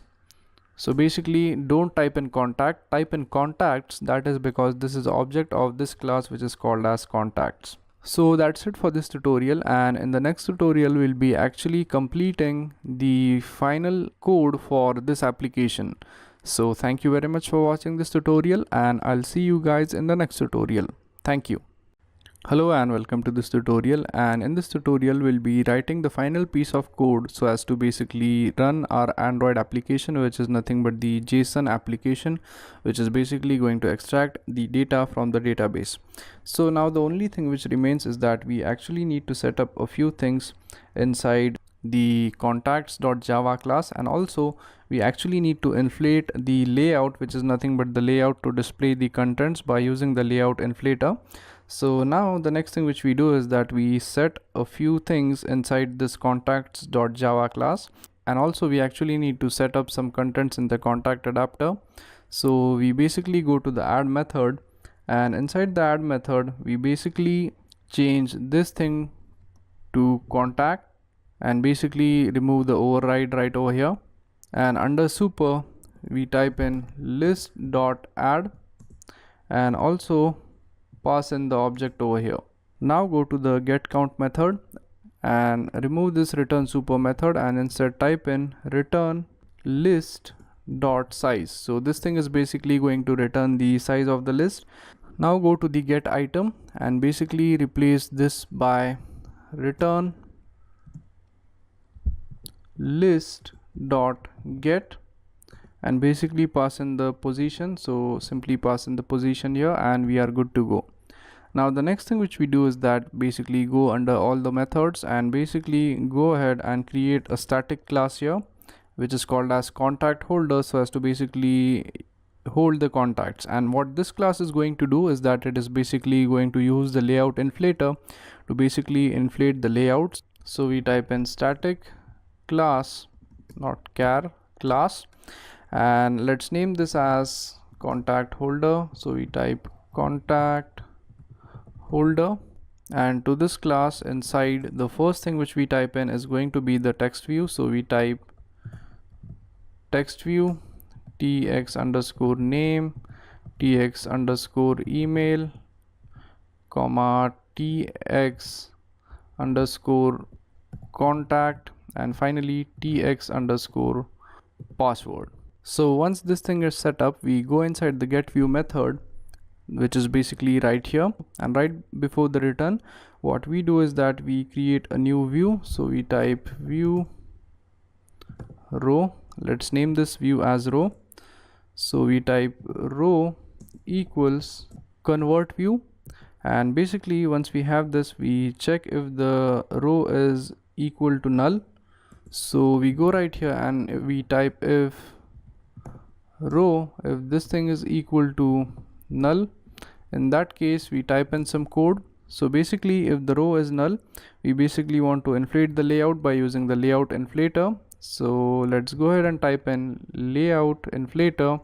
Let's name this thing as layout inflator equals, then we type this dot get context dot get system service, and to this we basically pass in context dot layout inflator service. So what this thing is going to do is that it is basically going to create a layout inflator, and basically this is going to show us an error. We actually need to typecast it to layout inflator. So as soon as we typecast it, as you could see, the error is gone. Now let's go ahead and basically use the layout inflator. So we type row equals layout inflator, which is the layout inflator object. Then we type the inflate method so as to basically inflate the layout. So we type inflate r dot layout dot row layout, and after this the second parameter which we need to pass is going to be parent, and the final parameter is going to be false. So this is basically the layout inflator which we use in Android to basically inflate the layout. And now let's go ahead and create the object of the contact holder class which we have just declared right over here. So we go right here and type in contact holder, which is nothing but the class which we have right now. So we type contact holder, and now we go inside the if. Right below the row we type contact holder equals new contact holder. Now once we have the contact holder, we basically use the contact holder to set the elements like name, email and password. So once we have the contact holder object, we could basically set these variables inside the contact holder. So we type contact holder dot tx name equals, then we typecast this thing to text view, then we type row dot find view by id, and inside the id we type r dot id dot tx underscore name. So this is basically going to set the text view, and basically we are going to do the same thing with the rest of the three elements. So I'm going to simply copy this, paste it over here, change this to email, this thing to contact, this thing to password, and also do the relevant changes over here. So change this to email, contact and password. So once we are done with this, the next line of code which we write is row dot set tag. So basically it is used to set tag, and we pass in the contact holder object over here. So we type in contact holder over here, and else we are going to type in contact holder equals, and basically if this condition it is not true, we actually get the tag. So we basically typecast this thing to contact holder. So we type contact holder, then we type row dot get tag. So after this we basically go outside the else tag, which is right over here, and here basically we are going to create an object of contacts. So we type in contacts, not context, contacts. So we type contacts equals, then basically typecast this thing to contacts, and then we type in this dot get item and basically pass in the position to this. And then we basically set the name, email and password again. So we type contact holder dot tx underscore name dot set text. So set text is basically a method to set the text, and to this we finally pass in contacts which is nothing but the object of contacts, and use a method which is called as the get name method, so as to get the name. And basically we are going to do the same thing for email, contact and password. So basically here we had a reference to the 4 text fields. Now we are basically going to set the text fields over here. So I'm going to simply copy this thing, paste it thrice. So this is for the email, contact and password, and this is for the get email. So I'm going to replace this by get email, replace this thing by get contact, and this thing by get password. And finally, once everything is done, the last thing which we could do is that we could go here, and instead of this return super, we could remove this and type in return row. So once this thing is done, we are good to go. So the coding for the entire application is complete. So now let's go ahead and save the code and try to run this application on an actual device. So in the next tutorial, we'll be running this application on an actual device and see how it works. So thank you very much for watching this tutorial, and I'll see you guys in the next tutorial. Thank you. So now let's go ahead and let's try to run this application on an actual device and see how it works. So I'm going to run this application on my device, and I'm going to simultaneously record the screen. So when I run this application, this is what I get. So if I hit get JSON, we actually got the JSON, and when I hit pass JSON, as you could see, the data is actually retrieved and is displayed into the list view right here. So that's basically it for this tutorial, and we are successful in creating the JSON application so as to basically retrieve the data from the database. So basically JSON is the most commonly used data interchange mechanism which are used in most Android applications, and basically whenever you try to retrieve the data for your Android application, so JSON is the most preferable way to do that. So basically in this tutorial, what we have done is that we have basically created the main activity, which basically has 2 methods. So if we open this thing up, this is what we get in the main activity. So basically we had 2 methods, the get JSON and pass JSON, and just for the sake of understanding, we have these 2 methods as a separate. Now what you could do is that you could combine these 2 methods. So basically if you are creating an Android application and if you want to extract data from the database, so simply use a combination of these 2 methods. So the first method is going to extract JSON, and the second one is going to pass the JSON so that we could actually display it. So that's it for this tutorial, and I hope that you guys understood how to create a JSON application to retrieve the data from the database. So basically we have learned how to insert the data into the database. We have also learned how to basically retrieve the data using the database, and the other two operations, which are basically the delete and modify operations, are basically simple. So you only need to pass the data and basically just modify the SQL queries a little bit. So these were the 2 complex methods which we actually perform while writing Android applications, and we have covered this in this course. So thank you very much for watching this tutorial, and thank you for taking this course. Thank you. Hello everyone, and congratulations on making it to our very special bonus lecture. Now, thank you so much for enrolling in our course and taking our course all the way to the end here.